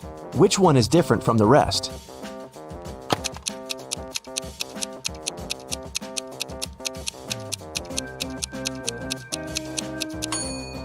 It's pattern number 3. In all others, you can find 2 rectangles, but this one forms just one.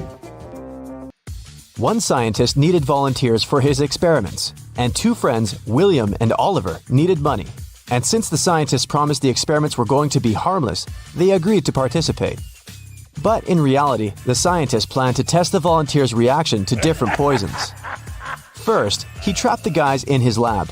Then he separated them and locked them in different rooms. William and Oliver could only escape if they joined their efforts. Unfortunately, the scientist was extremely cautious. The guys didn't see each other. One of them could only use the bathroom only in the evening, and the other only in the morning. And still, in a couple of days, the guys managed to get away. How did they do it?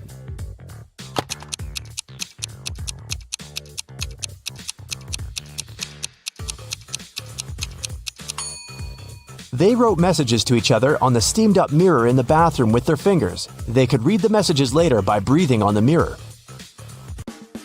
I shave, cut, and wash several times a day, but I still have more hair than you can imagine. Who am I?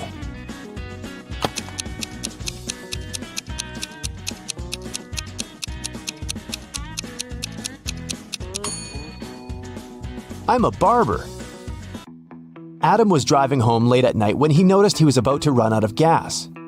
He stopped at a gas station to fill his gas tank and buy some snacks. Inside, there was a cashier and one more customer dressed in black. When Adam came up to the employee to pay, she told him $5.05. Adam paid, went outside, and called the police to report an emergency. Why did he do it?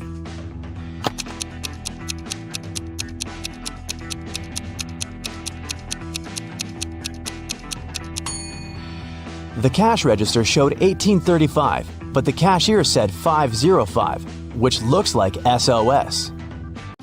Look at these emojis. How sharp is your vision? Can you spot the girl?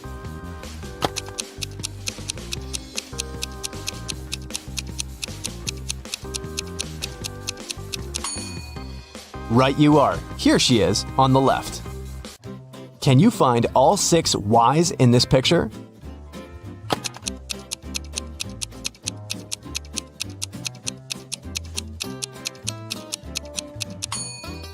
Here they are. Good job.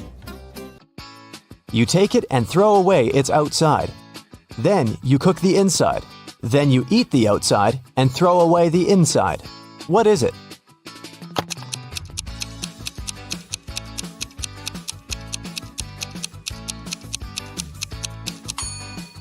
You've just eaten corn on the cob. Marcus woke up in a dark basement with just one candle burning on the table. He saw 3 doors in one of the walls and 3 keys lying on the table. How many attempts did the guy need to figure out the key for each door?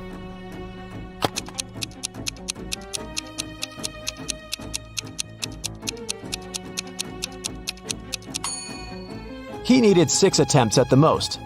3 of them for the first key, 2 attempts for the second key and 2 remaining doors, and just 1 attempt for the last key. But if Marcus is extremely lucky, he might just need 3 attempts. Look at these words. One of them is odd. Can you figure out which one? First, second, third, fourth, fifth, sixth, 7th, 8th, 9, 10, 11, 12, 13, 14, 15, 16.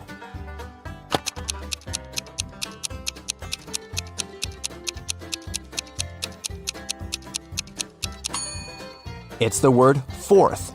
It should be spelled as fourth. Look at this picture attentively. What's wrong with it?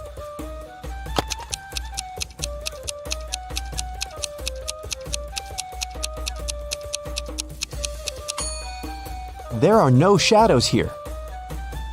Larry's mother asked the guy to do some grocery shopping. She gave him a shopping list and her bank card. But the woman knew her son was very absent-minded.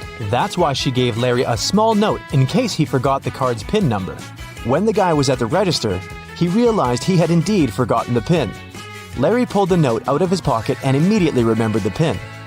Can you figure out what it was if the note had a fly, a cat, a person, and a snake drawn on it?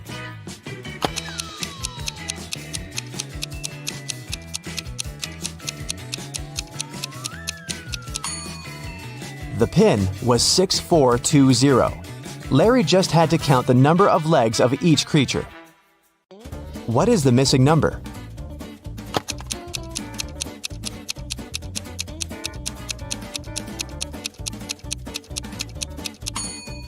It's 78. When read upside down, those numbers are 86, 87, 88, 89, 90, and 91. When someone robbed a bank in a small town on a snowy Monday, the police have 4 suspects. But all these people claim they've been at home all day long. Look at their homes and try to figure out who's lying.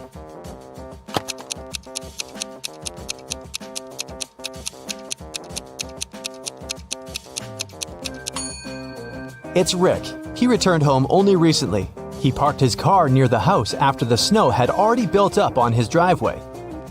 You need to move only 2 matchsticks to get 2 squares.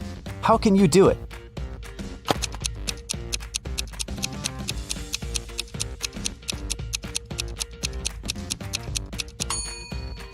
That's how you can get 2 squares. Which of these clocks is the odd one out?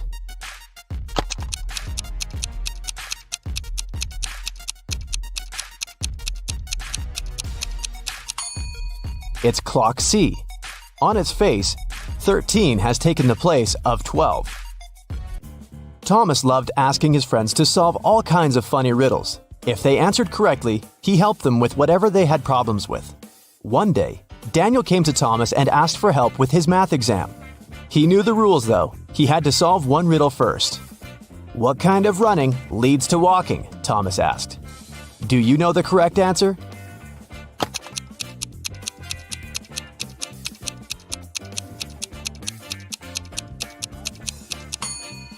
Daniel said, "Running out of gas." And he was right. But helping your friend with exam preparation is a difficult task. That's why Thomas asked Daniel to solve one more riddle.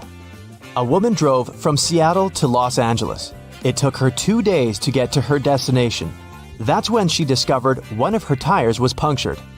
How did she manage to get to Los Angeles? Daniel cracked this riddle. Can you do the same?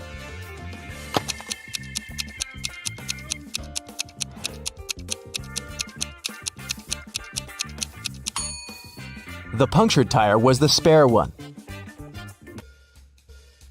Detective Parkson was working on a tricky case. One day, he vanished. His colleagues found an encrypted note on his desk. The officers knew Parkson had 3 suspects: Milana, Susan, and Emily. Who had some information about the detective's disappearance?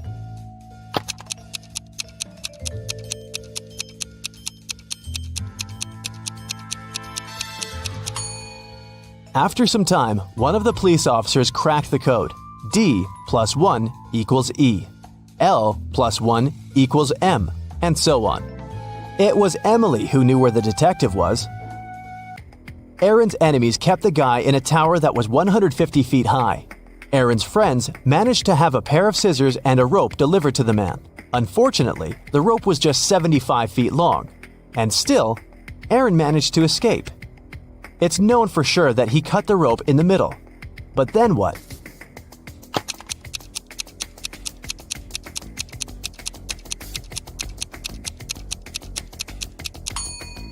The guy did cut the rope in the middle.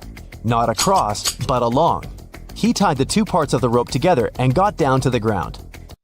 Mike pointed at a young woman in the street and said, "She's the daughter of my grandfather's only son."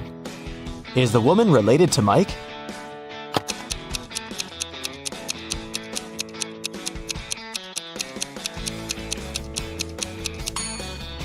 She's his sister. Detective Jackson was walking along the street when he heard some noise. He ran to see what had happened. It turned out that some man had grabbed an elderly lady's bag and sprinted away. The detective ran in the direction witnesses showed him. After he turned the corner, he saw 3 doors. He knocked on the first one. The apartment owner, Patrick, opened the door. The man told the detective he'd just returned from a long run. Another man, Jerry, opened the door. He said he'd been playing basketball behind the house. The third apartment belonged to Raymond, a musician. He had just finished composing a new piece of music. After talking to all these people, Detective Jackson understood who the thief was. Do you know it too?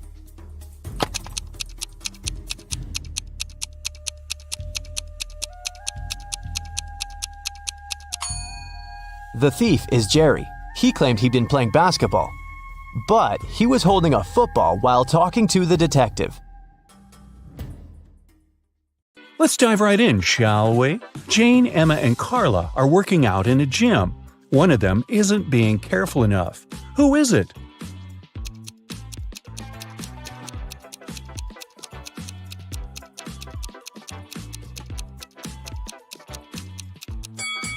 It's Carla. Look, she's doing exercises while chewing gum. She could accidentally choke on it. Look at Matt and Olivia. They're both cooking dinner.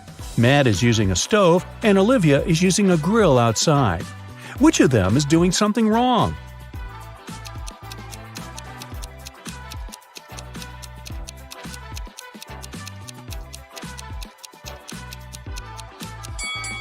It's Matt.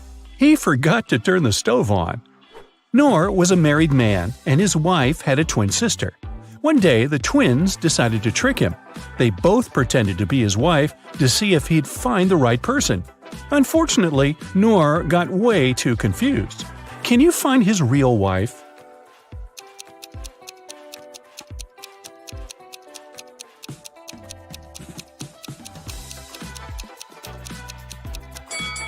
Look at the wedding picture of Noor and his wife. She has a tattoo on her right arm. So his wife must be the woman on the left who also has a tattoo on her right arm. Willem and Sean were caught by the police close to the graffiti that had just appeared on a building. One of them painted it, but both denied doing anything. Who do you think is lying?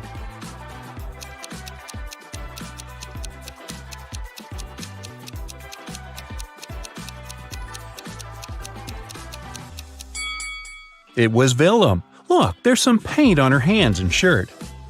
Drake and Thor are both on vacation. Drake is skiing in the mountains with his girlfriend, and Thor is surfing with his best friend. Look at them now. Which one of them is in danger?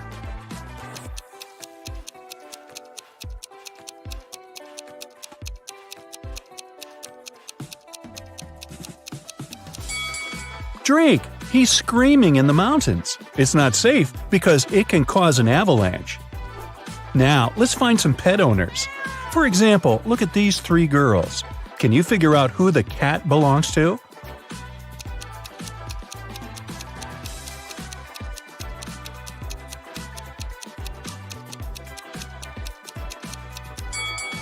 Its owner is the girl on the right. Look at her legs and hands. She has some scratches, very typical for cat owners. Now, there are three people sitting in the park. See that dog playing there? Who does it belong to?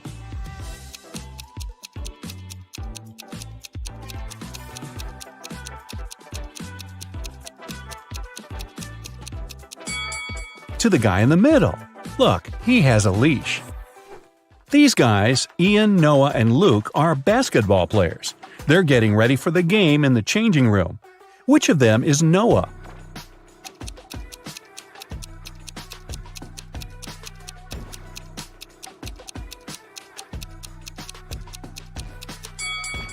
It must be this guy, the one who's not wearing shoes.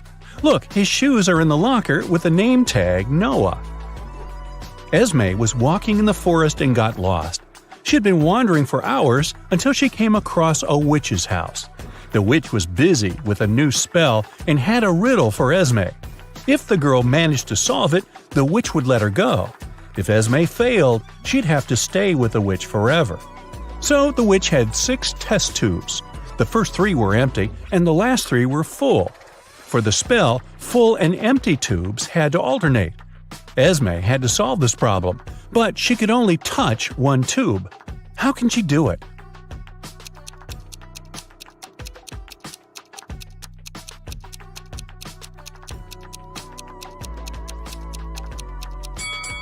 Esme should take the 5th tube and pour the liquid from it into the second one. A bank was robbed on a Friday evening. There were no customers and no signs of a break-in, which meant it was one of the bank employees. The robbery was discovered by the bank director, Mr. Perry. There were 3 main suspects, Miss Cott, Mr. Mendez, and Miss Morgan. All of them denied being anywhere close to the safe, but one of them lied. Who was it?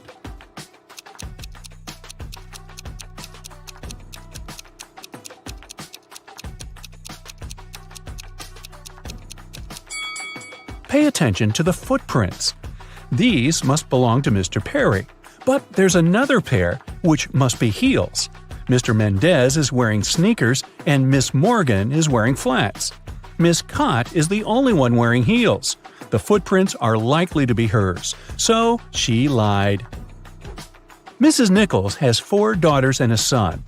The oldest daughter's name is April. She's an artist. The second daughter is December. She's into sports. Her third daughter is August, and she's keen on cooking. May is the 4th one, and she likes reading. Their brother Adam is the youngest in the family. How is his name connected to his sisters?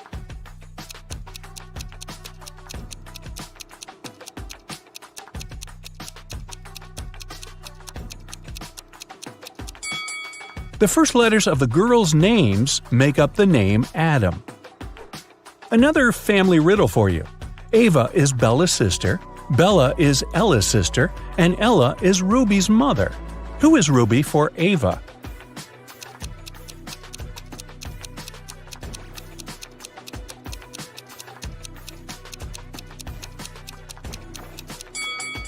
If Ava is Bella's sister and Bella is Ella's sister, It seems like the three of them are sisters. Since Ruby is Ella's daughter, then both Ava and Bella are Ruby's aunts. So Ruby is Ava's niece. Take a look at these friends at the beach. Which of them is a robot?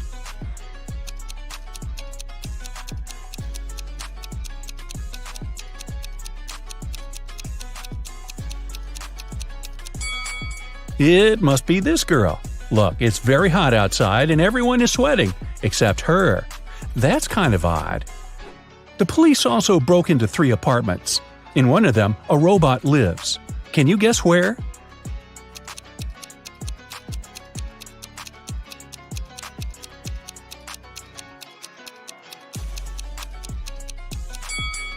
Look, there's a lot of machine oil in the bathroom.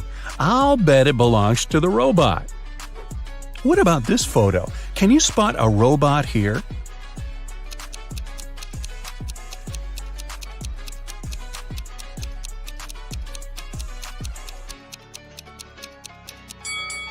It's summer and everyone is wearing shorts and tops, except for this guy. He's wearing long pants, a long-sleeve shirt, and even gloves. He must be hiding his body. I'd say it's him. Here's a photo of people sitting in a cafe. Can you spot a robot here?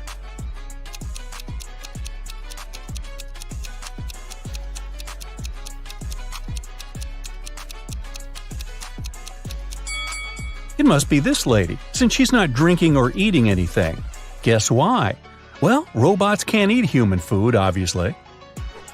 Another peek into some people's houses. One room belongs to a robot, but which one?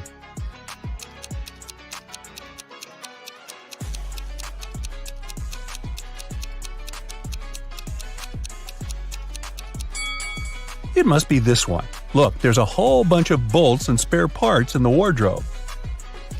Have a look at this group of friends. Can you tell which of them is a robot?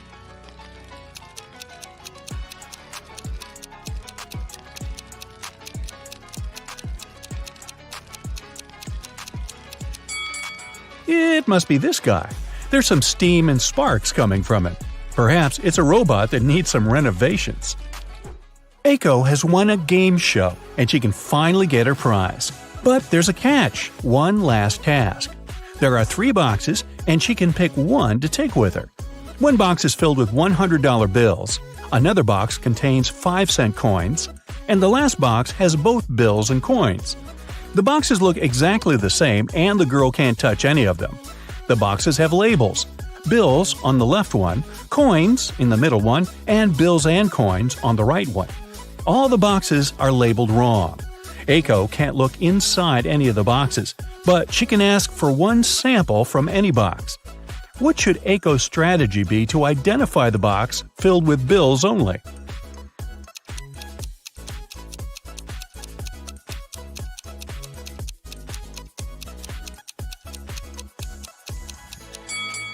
Since all the boxes are labeled wrong, Aiko should ask for a sample from the bills and coins box. If there's a bill there, then that's the one she needs. She should simply take it. If there's a coin, then it's the box with coins. In that case, the remaining boxes contain bills and bills with coins. And since the labels are incorrect, the one with bills is the one marked with the label coins. The day that is tomorrow for the day after tomorrow is as far away from Wednesday as the day that is yesterday for the day before yesterday. So, what day is it today?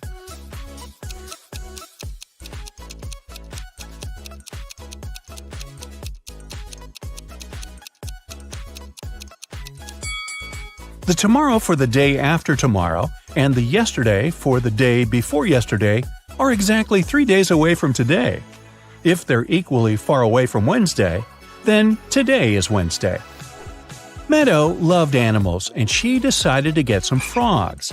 She talked to her mom about it and they made a decision. Only one of these 3 statements is correct. 1.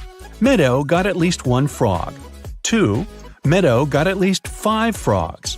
3. Meadow got fewer than 5 frogs. How many frogs did Meadow get?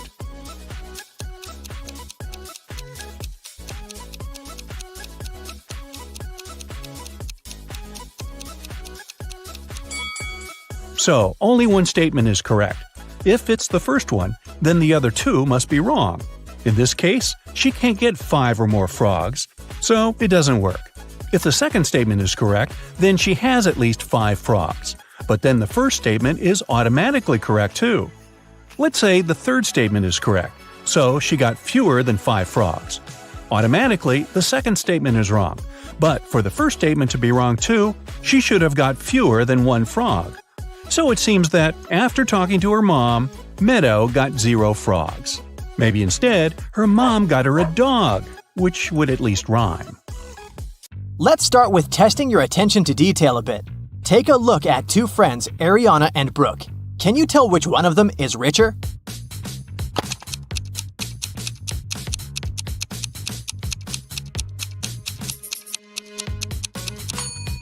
It must be Ariana. Look, she has an original Louis Vuitton purse. Cameron and Dean went fishing on a lake in the middle of winter. Here are photos of them. Cameron is posing with just a little bit of clothing when it's freezing cold, and Dean is posing with a big fish he caught. Which one of them is less smart?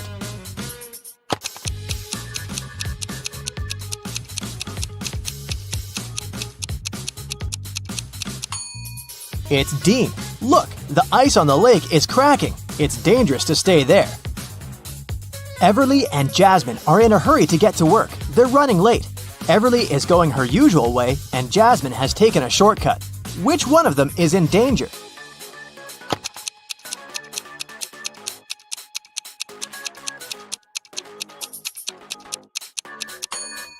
Jasmine, look, she's walking close to some buildings. There are icicles hanging there. It's very dangerous to walk under them. Noelle and Nash are walking outside. Which one of them is in danger?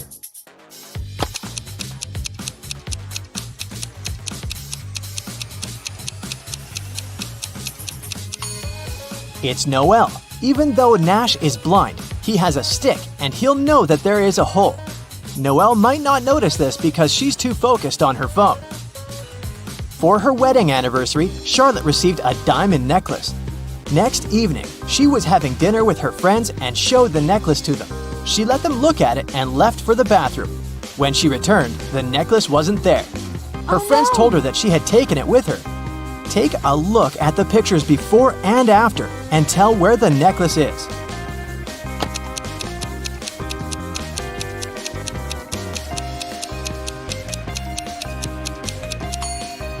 Look at the glass of juice of this woman. Seems like there's more juice in the second picture, but it's not true. She just put the diamond necklace in the glass and the juice level rose. Esme was having a walk in the forest and got lost. She came across a witch's house and asked her to take her home. The witch agreed on one condition. There were 3 cards. 2 of them said stay and 1 of them stated free. They were facing down and Esme didn't know which one was where. If she picked the free one, she would go home. Otherwise, she'd have to stay with the witch. There was a hint. 1 stay card wasn't in the middle. The second stay card wasn't next to the other one. Which one should Esme pick?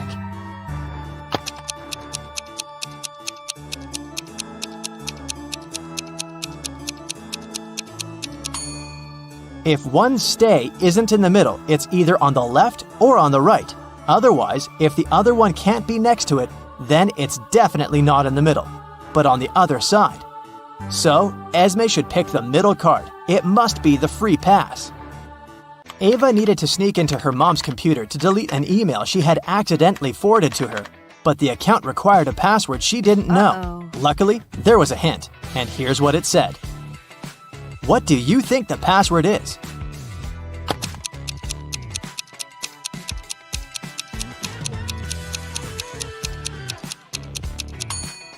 The second number is the number you get if you multiply the digits the first one consists of. 3 times 5 is 15. 2 times 8 is 16. 4 times 5 is 20. Similarly, 4 times 9 is 36. And 7 times 8 is 56. So, the password must be 3656. Gianna owns a factory producing cars. 3 workers can assemble 3 cars in 3 days. How many cars can 1 worker assemble in 1 day?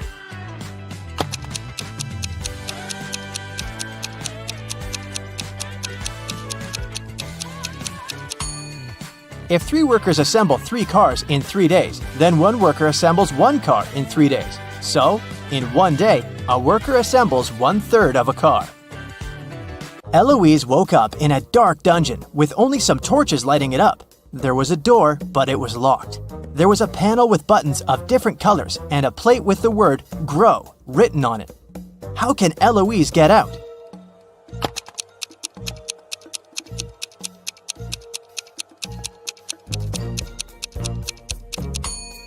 The word is the hint, and the letter it consists of are the first letters of the colors of the buttons Eloise has to press, in respective order, which are green for G, red for R, orange for O, and white for W. Miel likes everything to be in perfect order. Her room is very organized, and even her collection of numbered marbles is sorted into 3 boxes. In the first box, there are marbles with numbers 1, 2, and 7. In the second box, there are marbles numbered 1, 4, and 5. 2 marbles in the last box have numbers 6 and 3 on them. What's the number on the last marble in the last box?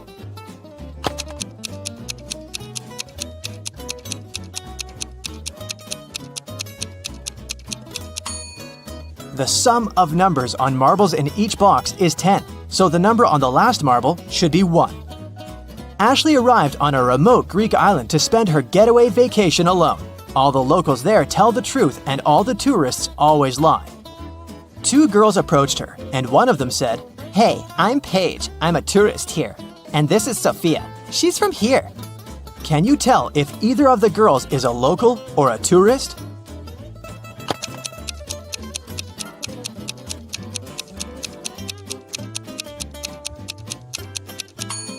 Since locals always tell the truth, a local would never call themselves a tourist. So, Paige must be a tourist, which means that she's lying about Sophia being a local. So, Sophia is a tourist too.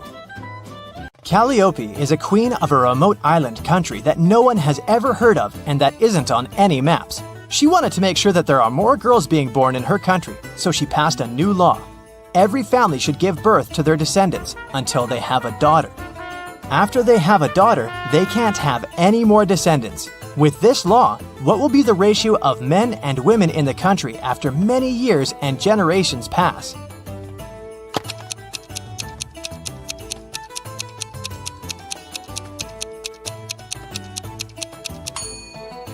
With every birth, there's a 50-50 chance of having a boy or a girl.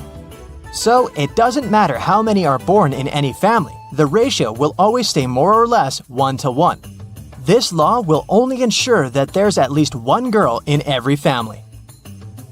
Hannah found her old necklace, which is now broken into 5 short chains, having 4 gold links each. She took it to a jeweler, asking him to fix it. The jeweler said the cost of repairing it is $10 for every link he needs to open and reseal. So, since he will break a link in each chain, it will cost $50 to repair it. Is there a better way to do it that will cost Hannah less money?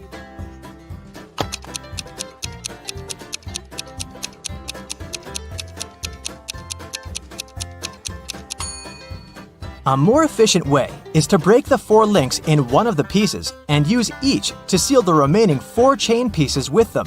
This way, it will only cost Hannah $40 to repair it. Okay, now let's take a little break and have fun. I'll show you some emojis, and your task is to guess which movie they describe. Here's the first set for you. What do you think?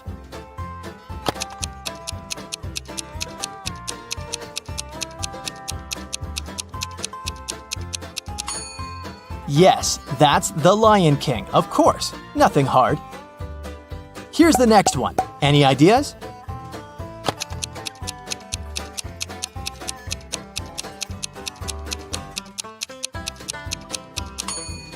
Beauty and the Beast, another Disney classic. This one is my personal favorite. Have you seen it?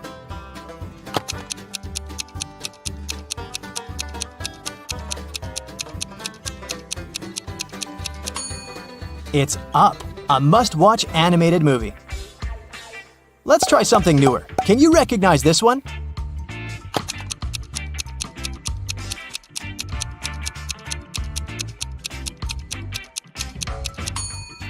This is Encanto. Moving on from the animation a bit, what is this movie? I bet you know it.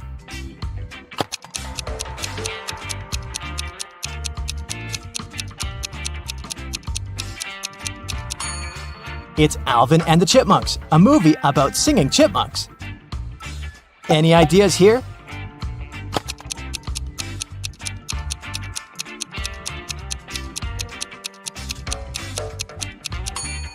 It's another one about talking animals. Stuart Little, of course. Okay, do you think you can get this one right? Give it a try.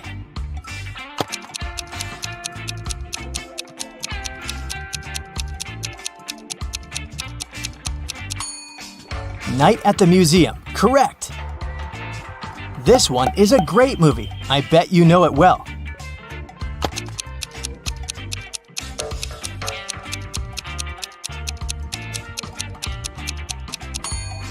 Of course, it's everyone's favorite, How to Train Your Dragon. Here's the next one for you to guess. What's your call?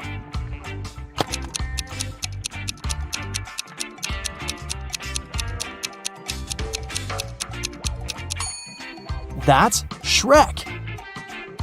Okay, last movie for today. You should get it right.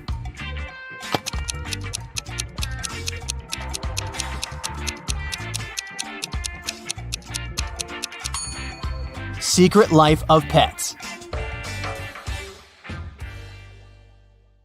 Karen is at a corporate party. Her boss, Mia, brings a bunch of identical envelopes and says, "I personally put the grand prize in one of these envelopes. It's a certificate for a trip to Bali. But no worries, the remaining envelope contains consolidation prizes prepared by our sponsors. Can you help Karen win the trip to Bali?"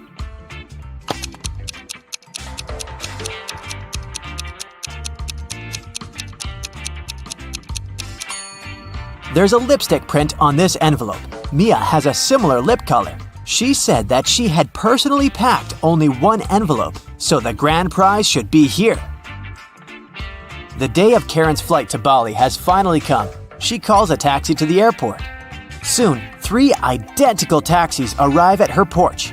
But only one of these drivers can actually give Karen a safe ride. Can you guess who?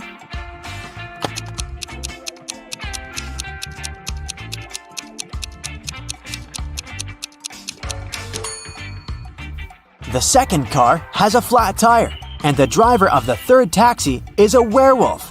Take a look at his claws. It's a full moon, so he'll turn into a wolf soon. Therefore, Karen should choose the first taxi. Karen's luggage is too heavy, so she goes to the cash register to pay for the excess. Oh no, her card holder is gone. Karen asks 3 people standing nearby, "Have you seen a pink card holder?" The cleaner says, "I found 2 lost wallets today, but none of them look like yours." The cashier says, I was busy with another customer, so I didn't look around. and another passenger says, "Don't waste time, honey. Block your cards as soon as possible." Who stole the wallet?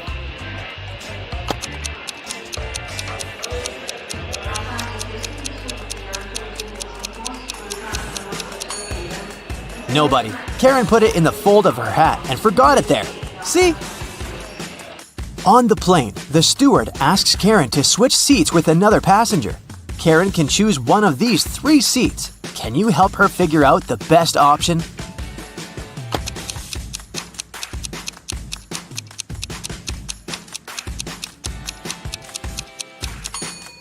This man has very long legs, so he'll probably kick the back of Karen's chair all along.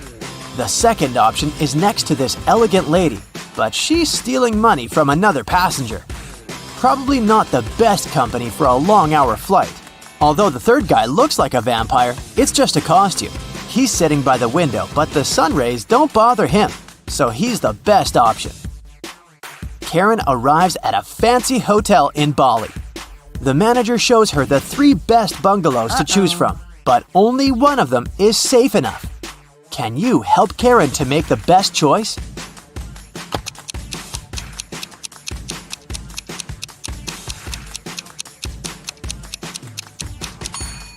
The first bungalow doesn't have a door, which makes Karen an easy target for robbers and mosquitoes. and there's a scorpion under the bed in the third bungalow, so she should choose the second one. On the beach, Karen meets 3 ladies who claim to be millionaires and show her pictures to prove it, but one of them is fake rich. Can you guess who?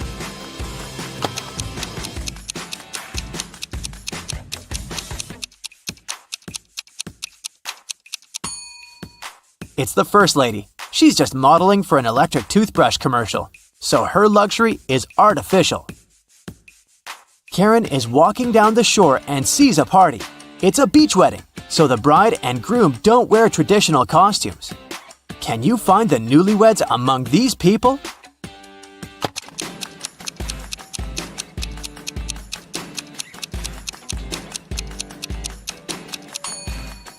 Take a look at the cake. The letters say Harry plus Amy. This lady is wearing a necklace with the name Amy, so she's the bride. And now look at the flower garland around her neck. Only one person is wearing the identical garland, this guy, so he's probably the groom. Karen spots her former classmate, Tom, among the guests. He's talking to a strange lady. The lady is wearing a hoodie and standing with her back turned to Karen, so Karen can't see her face. Tom and the lady leave together and hide from everyone on the roof of the beach restaurant where the party takes place. Later that night, Karen also visits the roof. There's no one else here, but after checking the roof, Karen knows for sure which of these 3 ladies is Tom's secret girlfriend. How did she know?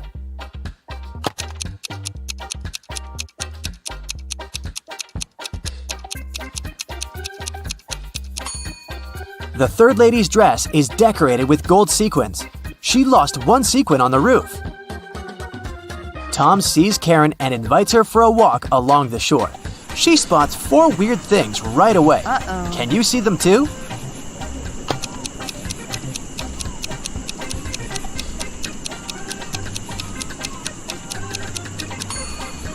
A mermaid is hiding in the waves. This sandcastle has electric lighting. Tree branches flutter in the wind to the right, but the flags to the left. And finally, the moon has a creepy face. The next morning, Karen goes to the buffet breakfast. She wants to get a smoothie, but there's no information about the ingredients in English. Unfortunately, Karen is allergic to strawberries. Can you figure out which smoothies are safe for her?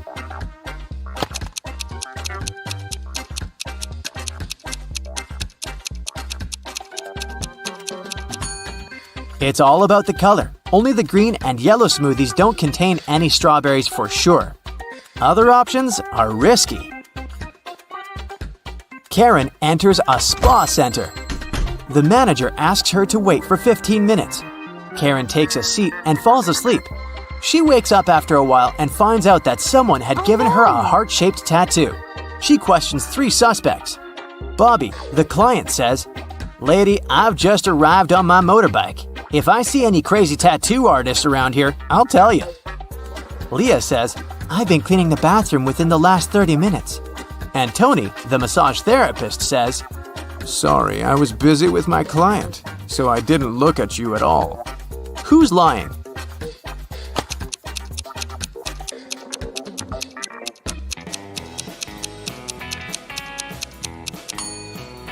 Bobby. This motorbike has flat tires, and besides, it was already there when Karen entered the spa. Luckily, the tattoo was temporary, and the massage therapist helped Karen to remove it, but he charged her $5 for his help. Karen arrived at the spa during happy hours when they offer a 45% discount on all services, so Karen paid only $12 for a 1-hour massage. Also, she had a pedicure for $7. When Karen left, she found a $50 bill on the ground. How much money did Karen spend in total? Can you count?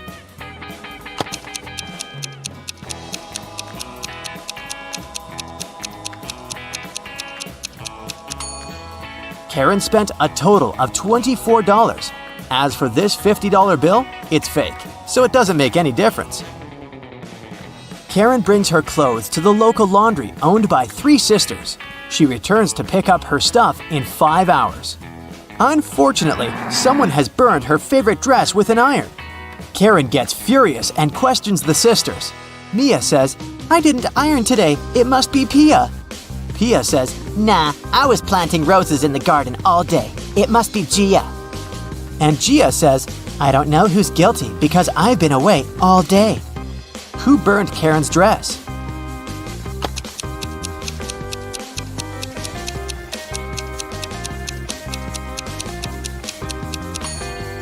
It was Pia. Take a look at the garden. Can you see any roses? Exactly. Karen returns to her hotel room and finds a huge bouquet in a vase. The note says, "Love, your secret admirer." Karen calls the reception to find out more.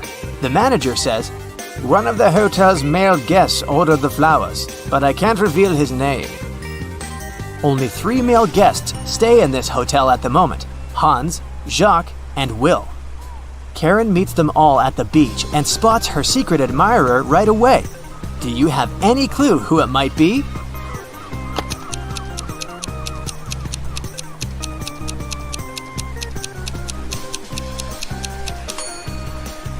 Karen received pink lilies. Take a look at Hans's shirt. It has a print with pink lilies. He loves these flowers, but this doesn't prove anything. Will has a tan line from a wedding ring, and he's taking pictures of his wife surfing. But Jacques is writing in the sand, and his handwriting looks suspiciously similar to the love note. Spotted! Karen and Jacques go for a walk. He brings her to a pier with 3 boats. Jacques says, "If you manage to guess where my boat is, I'm going to give it away to you." Can you help Karen find the right answer?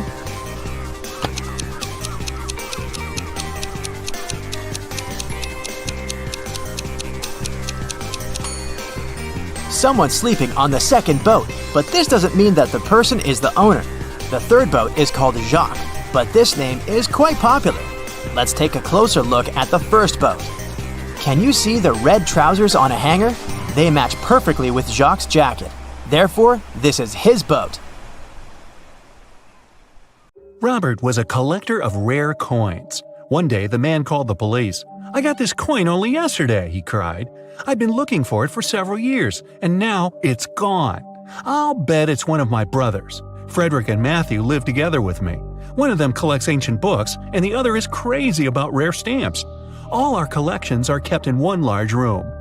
The police started to ask Robert for more details. It turned out that the key from the room where all the collections were was kept in a vase standing on the fireplace.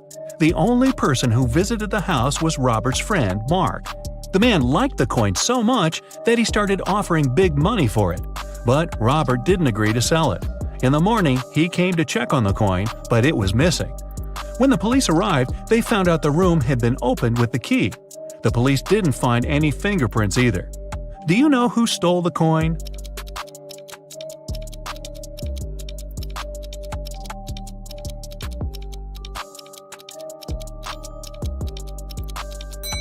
It was Mark.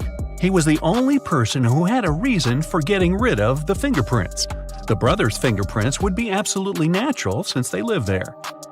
There was a blackout in the city, but the bus driver still noticed a dog on the road and managed to stop in time. How did he do this?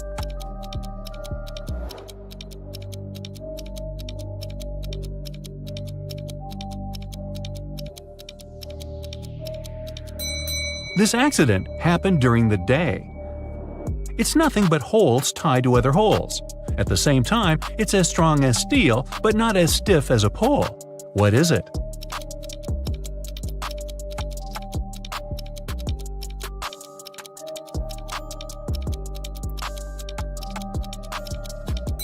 It's a chain. Stephen's wife called the police and told them her husband had disappeared right from his garage. It happened several hours ago. The only thing she found there was a left-hand glove. When the police came, they saw it was a very peculiar glove. Such gloves were sold only in one store in their town. The store owner told them he had recently sold these gloves only to 2 people: Kevin, Stephen's neighbor, and Brian, Stephen's colleague at work. The police officers visited Kevin and asked the man to show them his gloves, but Kevin had just one. "I lost the other glove a week ago, and I don't have any other gloves." The man even pulled the glove on to demonstrate it to the officers. Then the police visited Brian. "I was wearing these gloves when I was repairing my car. They got so dirty that I threw them away." Who do you think knows something about Steven's disappearance?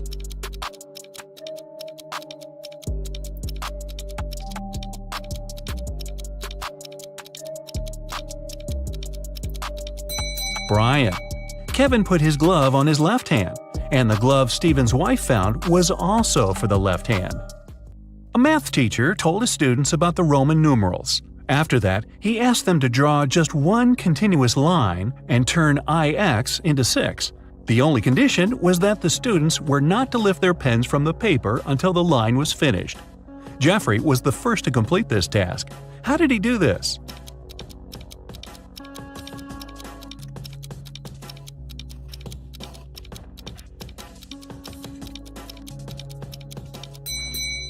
He drew the letter S in front of IX and got 6. Both Sharon and Cynthia had a box of chocolates each. There were 14 chocolates in each box. Sharon ate several candies, and Cynthia ate the same number of chocolates that were left in Sharon's box. How many chocolates do they have together now?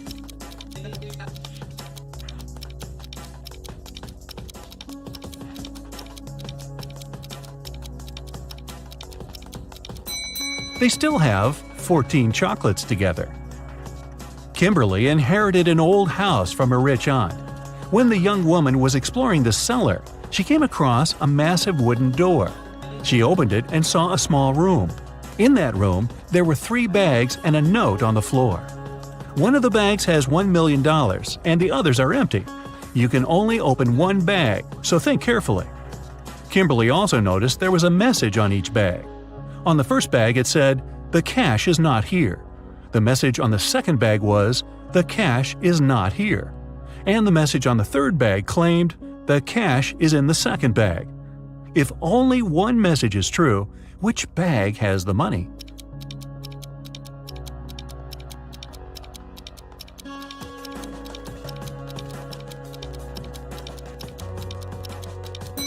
The money can't be in the second or third bags. If it was so, then 2 messages would be true. It means the money is in the first bag. When you look for something, you'll always find it in the last place where you search. Why is that?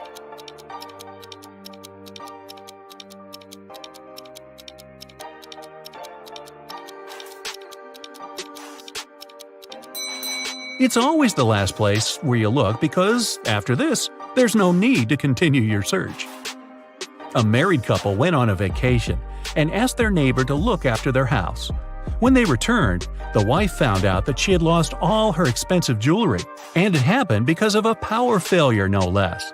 The woman had hidden her jewelry in a supposedly safe place. The house hadn't been burgled. The neighbor was an honest person. The jewelry had disappeared by accident. What happened?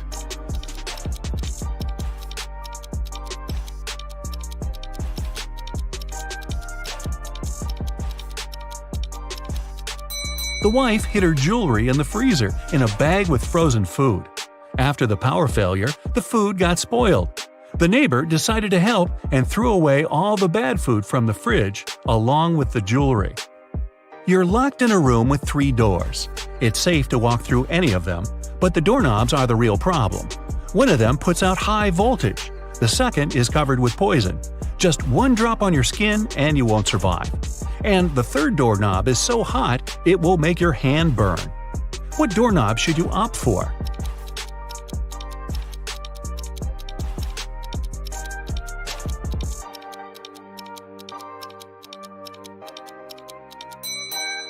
The second one. You can take off any piece of clothing and open the door with its help. This way you won't touch the doorknob with your bare hand. A woman was hit by a car that sped away right after the accident. When the police arrived, they found several witnesses who described the car. The detective went to the house of one of the suspects. There, he saw a car that looked like the one in the description. But when he questioned its owner, the man claimed he had spent the whole day at home. The detective realized the suspect was lying right away. How?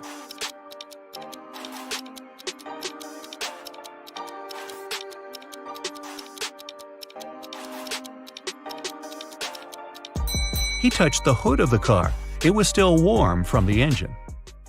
I was driving along the highway when one of my tires burst. I stopped to change it, but when I came back to the car, I saw it had a flat battery. I looked around and realized I was in the middle of a small town. I decided to wait for someone who could help me. Suddenly, I heard glass shatter.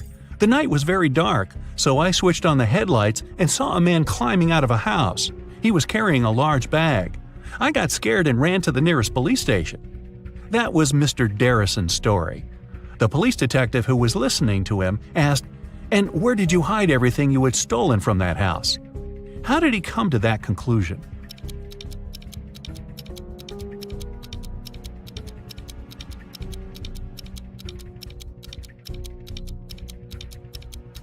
If Mr. Darrison's car battery was flat, how could he switch on the headlights? Dylan was trapped in a basement. The only thing he found inside was a note and a pen.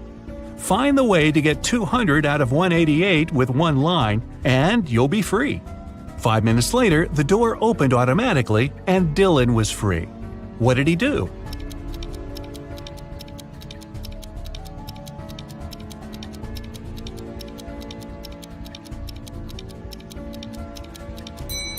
He drew the line to divide 188 horizontally.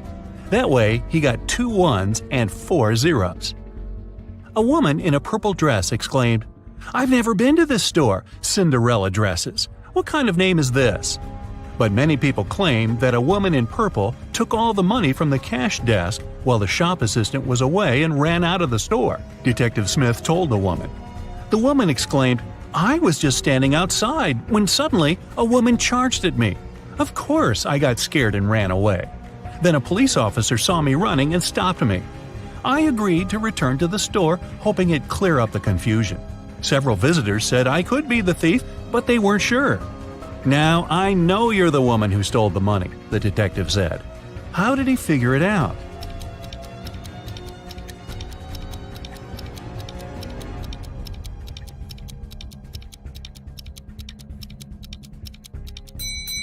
The woman said return to the store, which means she had been there before and lied about the whole situation.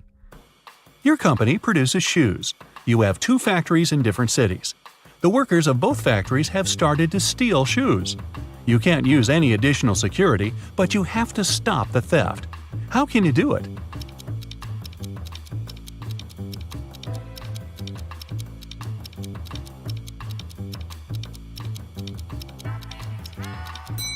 One factory should start making only left shoes, and the other only right ones. Detective Aaron Bowler participated in a competition organized by a private consultant who came from Europe. Aaron wanted to become the Detective of the Year very much. It was the evening of the last day of the competition. The consultant explained what would happen next. You will all gather in a large room. Once you hear a shot outside, you'll need to rush in and find the criminal. The winner will be the person who will get to them first. You aren't allowed to use any equipment or tools. Several hours passed, and the people in the room started to get nervous. Suddenly, Aaron got up and went to another room. His colleagues asked him where he went, but the guy only answered, "I need to get ready for the chase," and he took a seat without switching on the light. Several minutes later, the detectives heard the shot. Aaron ran outside and was the first to catch the criminal. The consultant gave the man his prize and asked, "What helped you to be the first?" What did Aaron answer?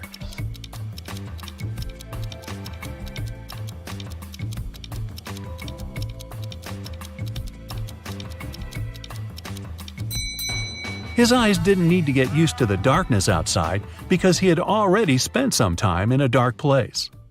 Nancy and Mike were going to the Carnival of Riddles, which was scheduled to be in their town during the weekend. It was a very popular carnival that was traveling the country, and everybody was so excited. So, when they arrived, they saw a very long line, and it seemed like they had to wait for many hours to be able to get in. But the ticket salesman left his booth and walked in front of the crowd. He said that he was going to give a riddle to everyone. Since this was the Carnival of Riddles, those who could answer correctly would be able to get inside earlier than others. The riddle was this: I am the beginning of eternity. I am the end of time and space. I am the start of every end. I am the end of every place. What am I?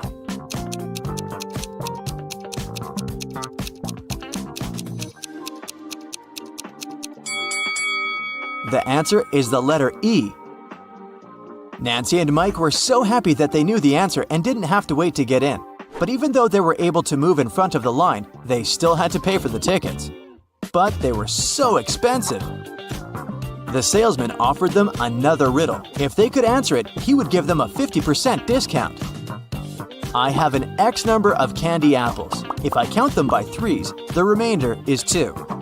If I count them by fives, the remainder is 3. If I count them by sevens, the remainder is 2. How many candy apples do I have? Mike was kind of a genius, so he knew the answer immediately. Do you?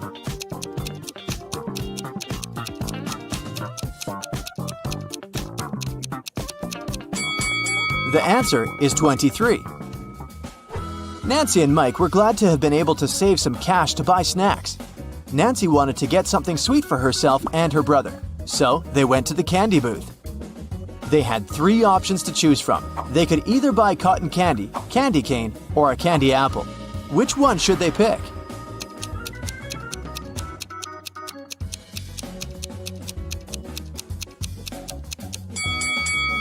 Take a closer look at the cotton candy.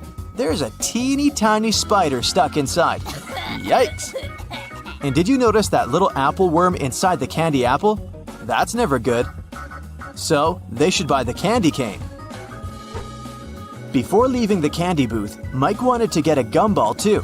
However, when he inserted his coin into the gumball vending machine, he realized that something was strange. Hey! Do you see it too?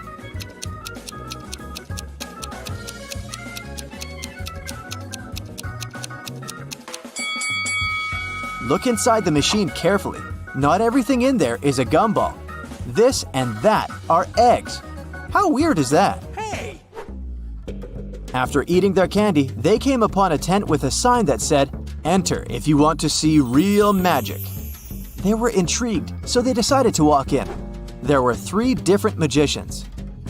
The first was holding cards in his hands. Then he made them disappear. The second one also had cards, but he was making them levitate. And the third one put a pen through a card, but the card was unharmed after.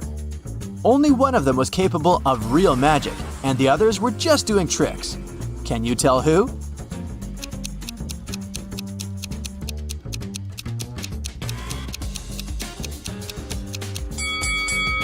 Take a closer look at the first magician's sleeves. You can see a corner of the card. He didn't make them disappear, he just hid them. The second magician's cards are attached to a clear thread. You can notice it from where the sunlight hits. So the third one is the real deal.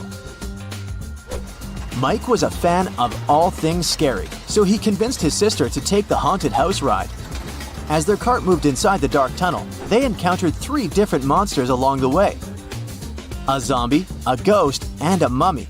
Little did they know that one of them was a real monster. Can you tell which one?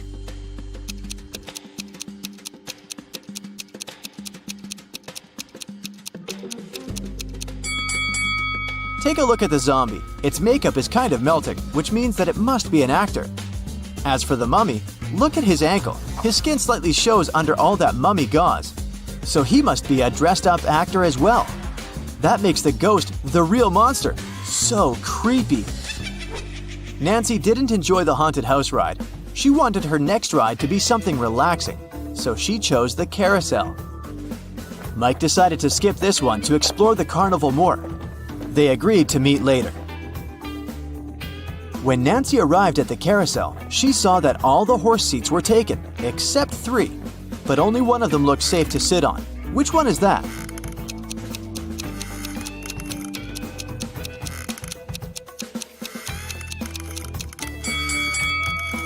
The second horse mount is cracked. It's not wise to pick that one. And the third horse is slowly moving back and forth even though the carousel is not rotating yet. Its screws must be loose or something. So she should choose the first one. It's the cutest one anyway.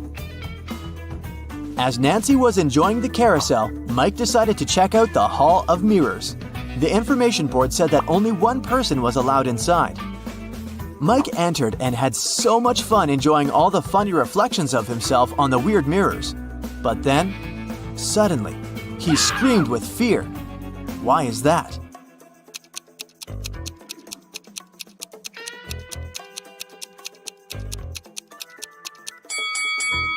Take a closer look at the mirror reflections. One of them doesn't belong to Mike, so he is apparently not the only one inside, even though the sign said he would be. Mike was so scared of the unexpected reflection, he ran out of the Hall of Mirrors immediately, but as he did, he tripped on a stone and twisted his ankle. So he decided to visit the first aid tent to get some ice. When he walked in, he saw that the nurse was in panic and in no condition to help him out because there were 3 pregnant women sitting in front of her, all claiming they were going to give birth now. However, Mike noticed that one of them was lying and faking her pregnancy. Can you tell who?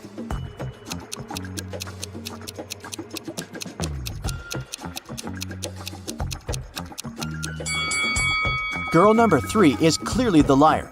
Take a look at the ultrasound picture in her hand. It has the first girl's name on it. She must have stolen it from her, so she's only pretending to be pregnant. Once the real pregnant ladies left for the hospital, Mike was able to get some ice for his ankle and went to meet his sister. At that moment, they heard an announcement coming from the stage. Ladies and gentlemen, gather up to see the strongest man alive. Don't believe me? I'm not lying. Here he comes. See him with your own eyes. Nancy and Mike wanted to see who this man was, so they joined the crowd. A muscular-looking man entered the stage. He said, I will prove to you how strong I am by breaking this thing with my bare hands. But first, you have to guess what it is. Here is my riddle to you. There was a greenhouse. Inside the greenhouse, there was a white house. Inside the white house, there was a red house. Inside the red house, there were lots of little ones. Nancy knew the answer, so she yelled it out. Can you guess?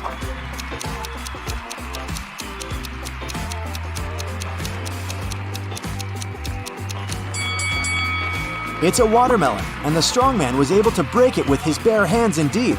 So cool! Nancy and Mike were tired, so they decided to call it a day and go home. But before that, they wanted to get a souvenir from the carnival. They picked a beautiful fridge magnet. When they paid for it, the gift shop salesman put 3 cups upside down on the table and placed their money under one of them. He said he would give their money back and the magnet for free if they could guess which cup had their money after he performed his trick. Watch carefully. Nancy knew where the money was immediately. How about you?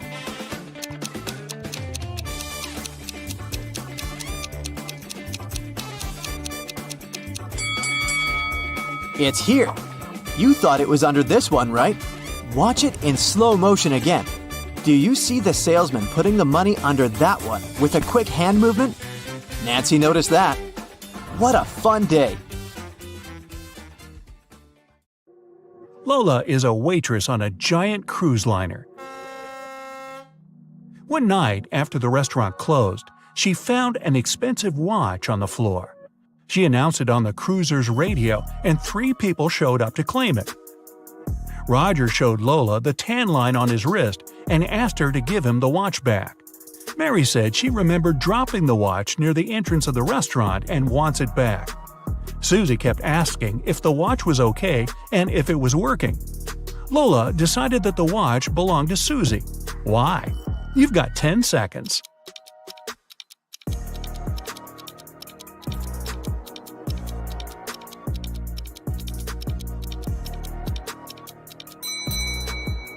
Roger's tan line on his wrist is too small compared to the watch Lola found. And if Mary remembered where she dropped the watch, why didn't she pick it up? Susie knows how expensive her watch is, and she was worried it broke. Jenna and Michael were out partying on Halloween night. Michael told Jenna she wouldn't dare to go to a 120-year-old abandoned castle on the other side of town. Rumor had it that a mad scientist used to live there. Without a second thought, Jenna started walking. She reached the house at 3 a.m. and the door was open. When she walked in, the crazy scientist showed up and told her, "I've got a riddle for you. If you answer it correctly, you're free to go. If not, I get to do my scientific experiments on you. A sphere has 3, a circle has 2, and a point has 0. What is it?" You've got 9 seconds to find out.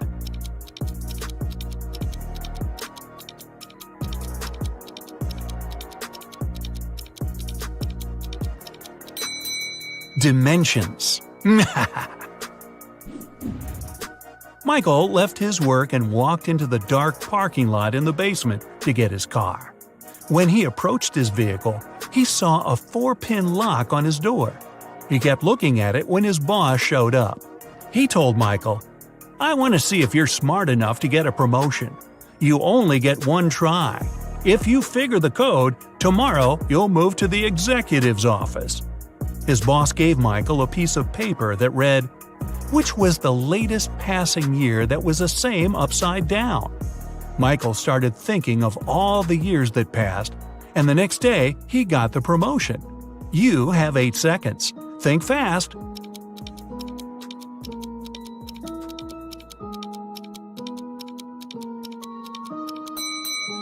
It's 1961. Susie arrived at the dance studio for her rehearsal when she found her instructor unconscious on the floor. Next to him there was a broken vase. Someone must have hit him on the head. Susie called Detective Allen at the scene, and he was suspecting 3 people who entered the studio that day. William, another instructor, said he had an emergency private class with a celebrity and left before anyone showed up at the studio. Mason, a professional dancer, said he took the week off and dropped by today to give the keys back to the dance instructor because he forgot them in his bag when he left the day before. Sally, a dancer, said she had class today, but when she showed up, she didn't see anyone through the window and assumed the studio was closed. Detective Allen knew exactly who was lying. You've got 7 seconds.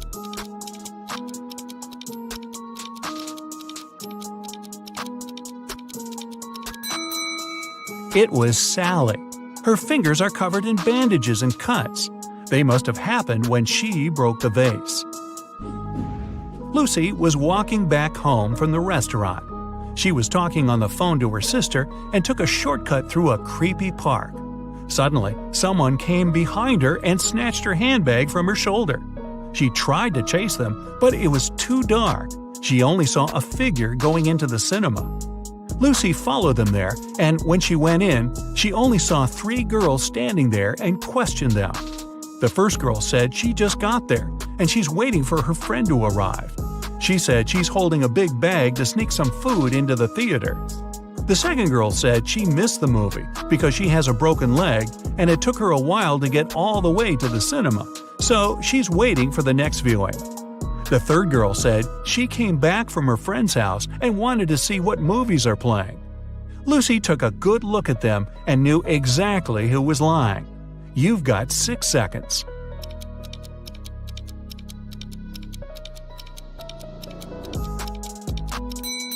It was the girl with the broken leg.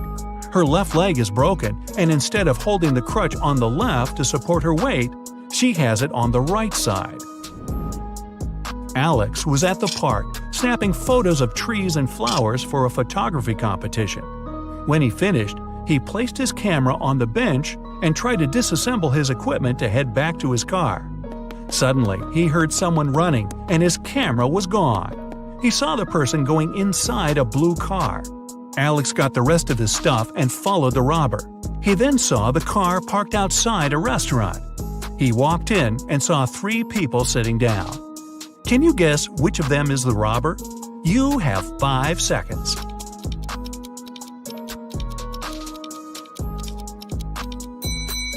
It's the one on the right looking at the menu. The others are eating. They've been there for a while. Sarah and Michelle went to explore an abandoned castle. When they walked in, the door shut behind them and the lights went on. In front of them, 3 doors appeared. They must pick the right one to make it out alive. Behind the first door, there's a hungry crocodile that hasn't eaten in 2.5 years. Behind the second door, there's lava from a volcano that erupted 2 weeks ago. And behind the third door, there's a massive seawater pool with a whale shark you must swim through. You have 4 seconds to decide.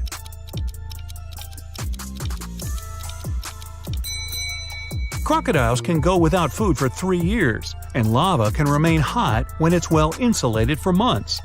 The best option is the whale shark. Even though it's a shark, we humans are indifferent to them. Tori was the lead actress in a movie. They were filming on a deserted island to make sure nobody was around to interrupt the scenes. The day before the shooting, Tori was found unconscious in her room, and the crew member called Detective Martin on the case. He interviewed 4 suspects. The producer said he'd be scouting the island to find a new location with a lake, and he didn't talk to anyone all day. The writer said he'd been making some adjustments to the scripts in his trailer. The camera operator said he was testing his filming equipment when a stranger approached him for directions. He ran off to help them. The director was sitting on the beach, writing down notes about small details he wanted to add to the movie. Detective Martin figured it out in 3 seconds. Can you? It was the camera operator. Hey, this was a deserted island. Nobody was there needing help. Anna is a vegetarian restaurant owner. The day she opened the new restaurant, she invited her family to celebrate. Her sister came first, but found Anna unconscious on her office floor. She immediately called the police, and they questioned everyone that entered Anna's restaurant that day. The electrician said he came in for some final checks to make sure everything works. The cleaner said he came in for his shift, but Anna was okay before he left. The chef said he had been sharpening his knives for the meat carvery station. The police arrested the chef. Why? Here are your 3 seconds. This was a vegetarian restaurant. There's no meat carvery station. Jenny, a famous singer, went abroad for her first concert. She checked into a hotel and went to perform for her next show. When she returned to her room, she realized all her jewelry was gone, and she called the police. Detectives checked the cameras and saw that nobody left the hotel that night. The person who took them was still inside. There were only 3 people at the hotel. Michael said he couldn't sleep and spent the entire night in the lounge reading. Jason, the manager, said he spent the night in the back office watching TV because it was quiet. Margaret said she went to the hotel's pool to swim alone. The police knew who was lying. You've got 2 seconds. It's Margaret. Hotel pools are closed tonight for maintenance. Jason and his wife are millionaires. They have 3 sons and 2 daughters. All kids were going on a camping trip together, and the couple will have the weekend for themselves to relax. When they woke up the next day, all their money was taken from their safe, and they called the police. When the officers showed up, they interviewed the 3 people who were in the house that morning. The butler said he was cleaning the car after driving the kids to the camping site. The chef said he was busy preparing a huge breakfast for the family. The cleaner said he finished cleaning quickly that day and left early. The police figured out who was lying in 1 second. Can you? It was the chef. Since the kids were gone, he couldn't have been cooking breakfast for the family. Alright, you super sleuth. In this detective challenge, there are 3 levels. Each next riddle is trickier than the previous one. Aha! To get to the end and find out your results, you'll need to concentrate hard and use all your detective skills. Level 1. Anthony lives in the south of town, 20 minutes away from college. Mark's house is in the north and a bit closer, just 10 minutes away. Their lectures start at the same time, and the guys always meet in the park on the way to their classes. Who's usually further from the college building when it happens?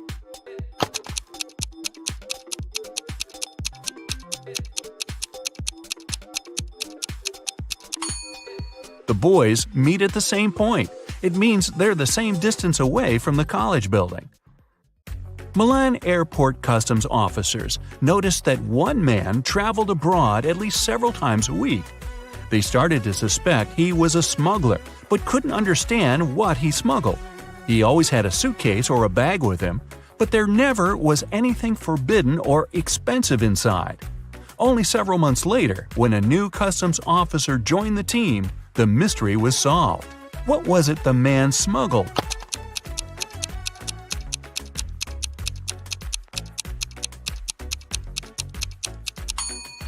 He smuggled designer suitcases and bags. Detective Dan Carlos was following a criminal who had stolen his watch. This person, Dan didn't see whether it was a man or a woman, ran for a hospital building and disappeared inside. When the detective rushed through the doors, he saw two doctors examining their patients. One of them had to be the criminal he was looking for. But which one?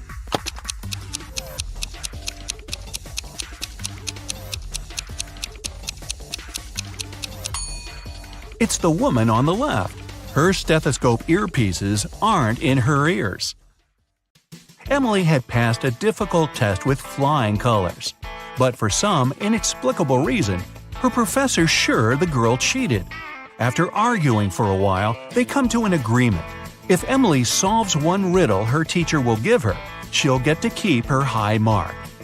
On the piece of paper the professor hands her, there's just one word: house. The girl doesn't need much time to figure out the answer. What is it?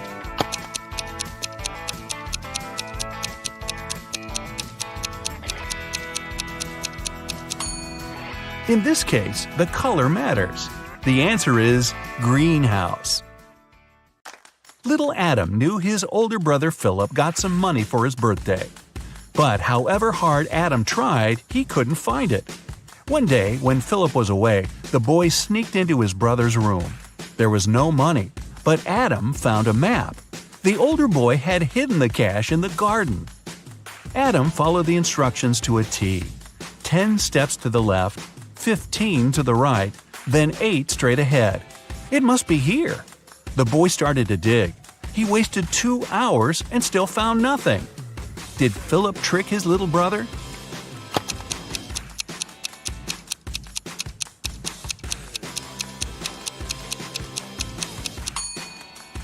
Adam's steps were much smaller than his brother's. That's why he was digging in the wrong place. Level 2. It was the middle of a working day, and Helen was in her office. Suddenly, her home security system informed her there was someone inside. The woman called the police. She was sure the intruder had been sent by her competitors. She thought he was after the memory card with the information about her new project. When the police arrived, there was indeed a man in the house. They searched him but found no memory card. He couldn't have swallowed it. Then, where was the card?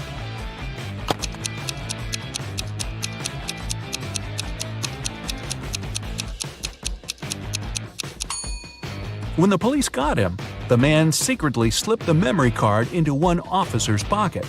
After being searched, the criminal retrieved the card. The manager of a ski resort has gone missing. The police suspect 3 people that are staying at the hotel. Unfortunately, no one can find any of these people. They're probably on the slopes skiing. The police officers have no time to waste and decide to examine their rooms. Look at the suspect's stuff and say who is behind the disappearance of the manager.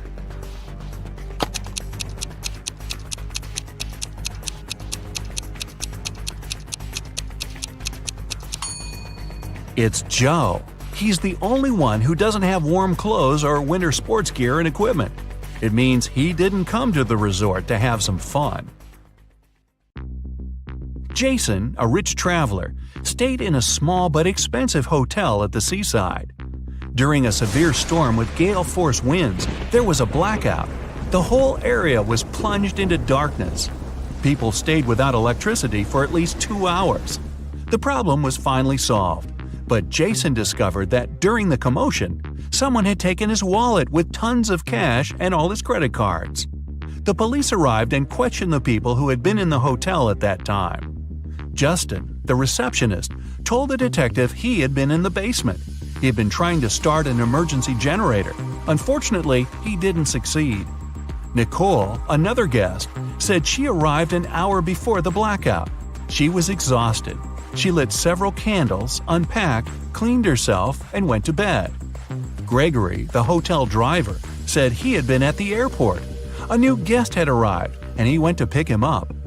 The police immediately figured out who was lying. Can you?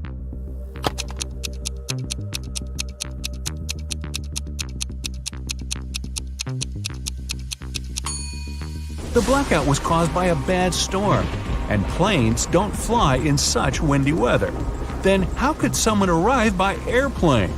Gregory lied. In the 22nd century, robots live among people, and it's nothing out of the ordinary. But sometimes they resemble people so much it makes detective work way harder. Like this time.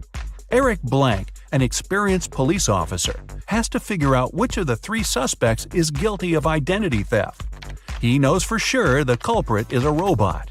But who isn't human?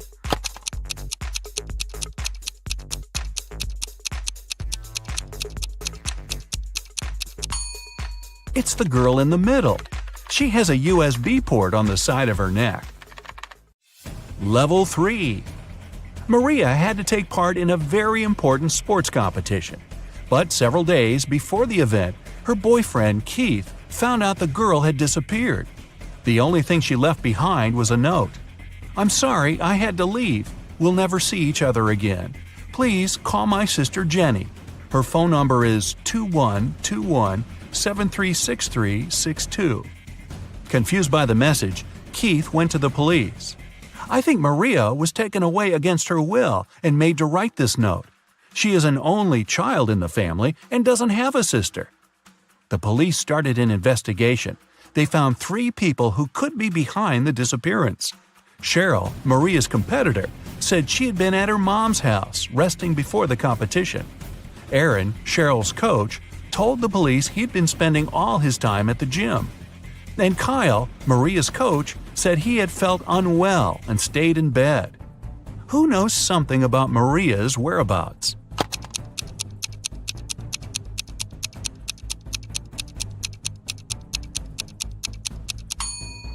In her note, the girl didn't write a phone number. This way, she encoded the criminal's name, Aaron. Boy, who needs a coach like that? Janet had a dream. She wanted to become her professor's assistant. The man was a famous and talented scientist. The man knew she was a smart girl. But before offering her the position, he decided to put her to the test. The professor took her to a house with 2 rooms, completely isolated from each other. In one room, there were 3 switches. In the other room, there were 3 light bulbs. Janet had to stay in the room with the switches. She was allowed to go to the other room only once. She had to understand which switch was connected to each of the bulbs. The girl managed to solve this task. How did she do it?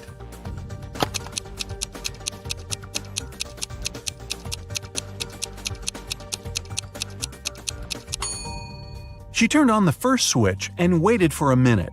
Then she turned it off. After that, she flipped the second switch and went inside the room with the bulbs. One of the bulbs was on. It was the one connected to the second switch. Janet touched the remaining bulbs.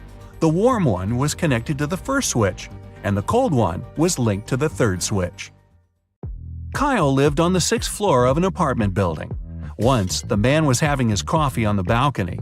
Suddenly, he spotted a woman on the 8th floor of the building opposite his. She opened the window and threw something with a great force. In no more than a minute, Kyle jumped to his feet and ran to call the ambulance. They arrived soon and rushed the woman to a hospital. What did she throw out of the window?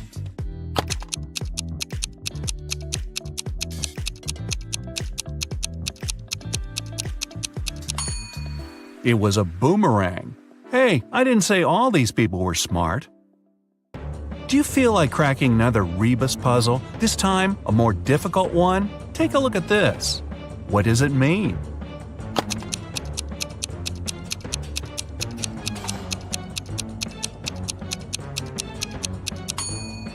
Safety in numbers. If you've managed to get through the first level, you have better logical skills than many other people. Watching more detective movies can make your observation skills sharper. If you've left behind 2 levels, congrats! You must have strong analytical thinking skills. Just pay a bit more attention to details. If you've passed all 3 levels, wow, way to go! Very few people can get to this point. You must be the one people ask for advice in tricky situations, because you can find a solution to any problem. Wow! While working late at night in a top-secret laboratory, Michael finally managed to create the DNA of a hybrid monstrous creature.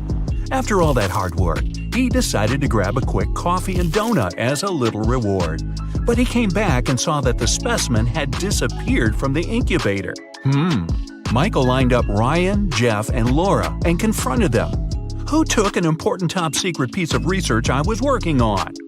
Ryan said he'd been busy doing some additional research on a separate project and had no idea what was going on. Jeff said he hadn't touched the hybrid creature and had been in the archives digging through some files he needed. And Laura said she had been in the bathroom the whole time. So, who took the specimen?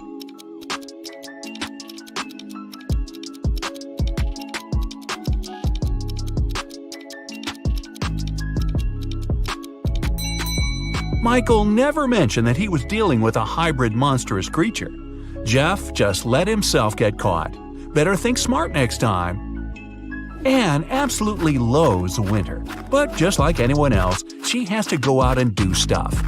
She had just moved to a snowy city for work and experiences some of the coldest winters. But she managed to make it to the mall to do some quick shopping through a huge blizzard. When she came back to her parked car, she discovered that someone broke into it and took her belongings. When the police lined up the 3 suspects, they each gave their stories. Francesca said she had been polishing her car outside and didn't know anything. Ned said he'd been shopping for clothes, and Earl said he'd been sitting in a cafe on the upper floor of the mall. The police arrested the suspect. Who was it?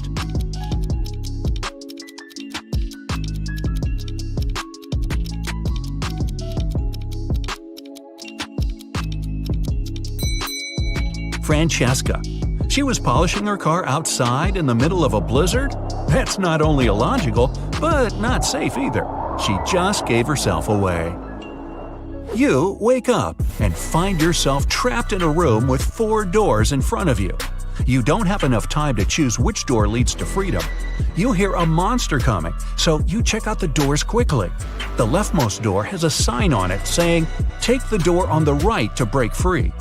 The second door also has a sign saying, "It's the right door." The third door has a sign, "Freedom is just right in front of you." And the last door has a sign, "Don't trust the signs." Which door should you choose?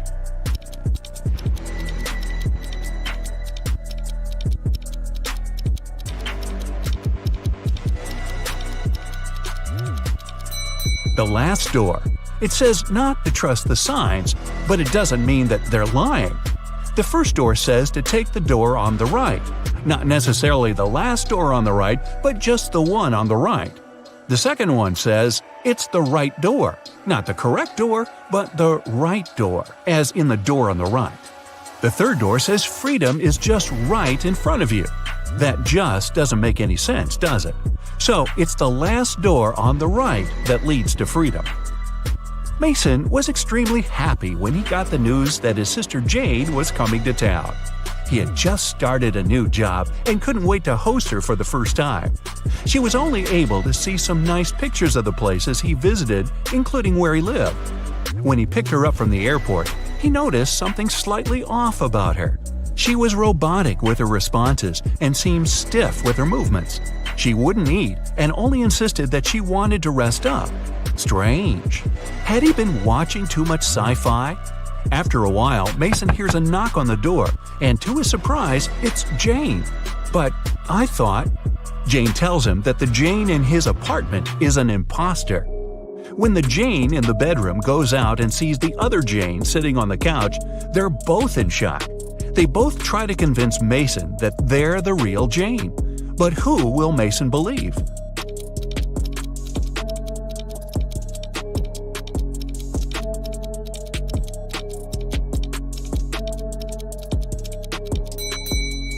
It's pretty normal to come back from a trip pretty tired and wanting to rest.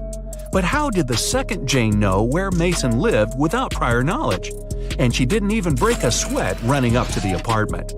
On a nice day, Vivian, who lived in a town on the seashore, decided to go for a hike alone. But after hours of trekking, she ended up on a section of the forest she wasn't familiar with. Before her were 3 paths. One path had bare footprints leading away, another had human shoe prints, and the third was right by the river. Which one should Vivian take to find her way?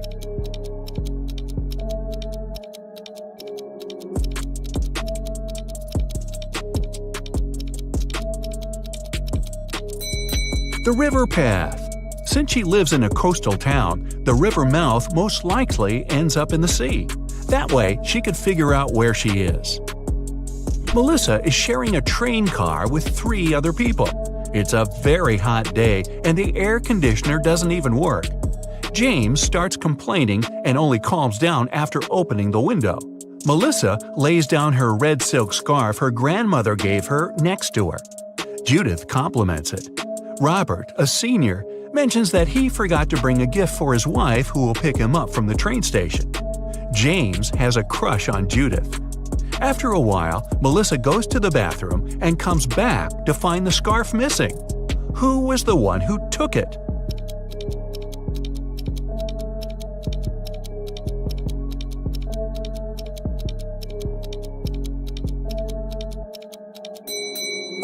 None of them. It was a hot day and James opened the window. The wind sent the scarf flying right out of it. Some zombies have Diego trapped in a room. They're surrounding him. He's stuck and can't escape. Their arms are breaking in and reaching for him.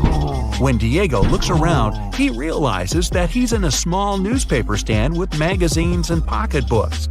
And looking around him more attentively, he finds a roll of tape nearby. How can he avoid those nasty bites?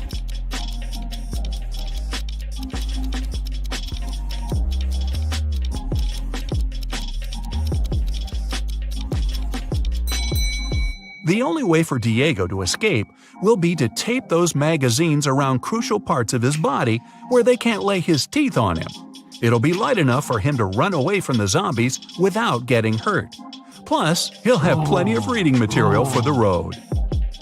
Evan got lost in a forest, and just his luck, it was snowing. The only thing the police searching for him found were 4 parallel lines leading into the forest.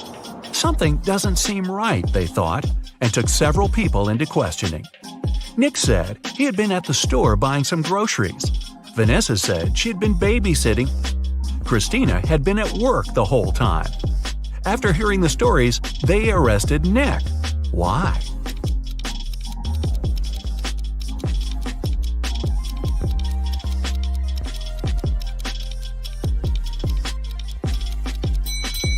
Nick was in a wheelchair.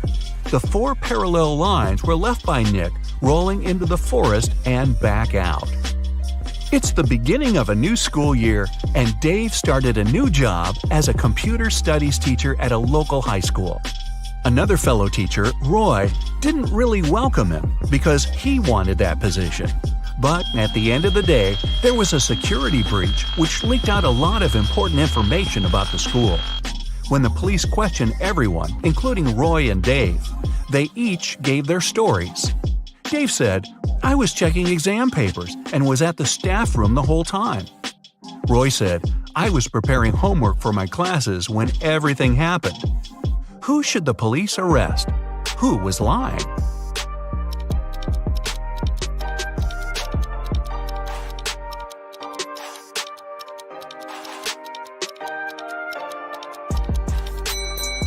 Dave. There wouldn't be any exams on the first day of school. Gareth is in a pickle. He's at the police station looking at the lined-up suspects, one of whom stole Beth's bag while she was having a picnic in the park. He observes them. Beth describes the culprit as someone big, no hair, and wearing a black jacket.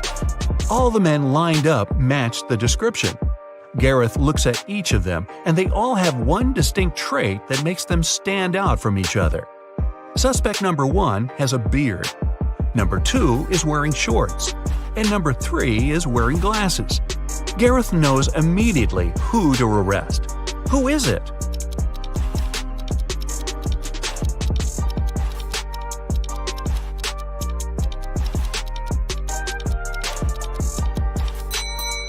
Suspect number 1 has dirt all over his boots. The rest are all clean. He ran through the mud tracks while Beth was having a picnic.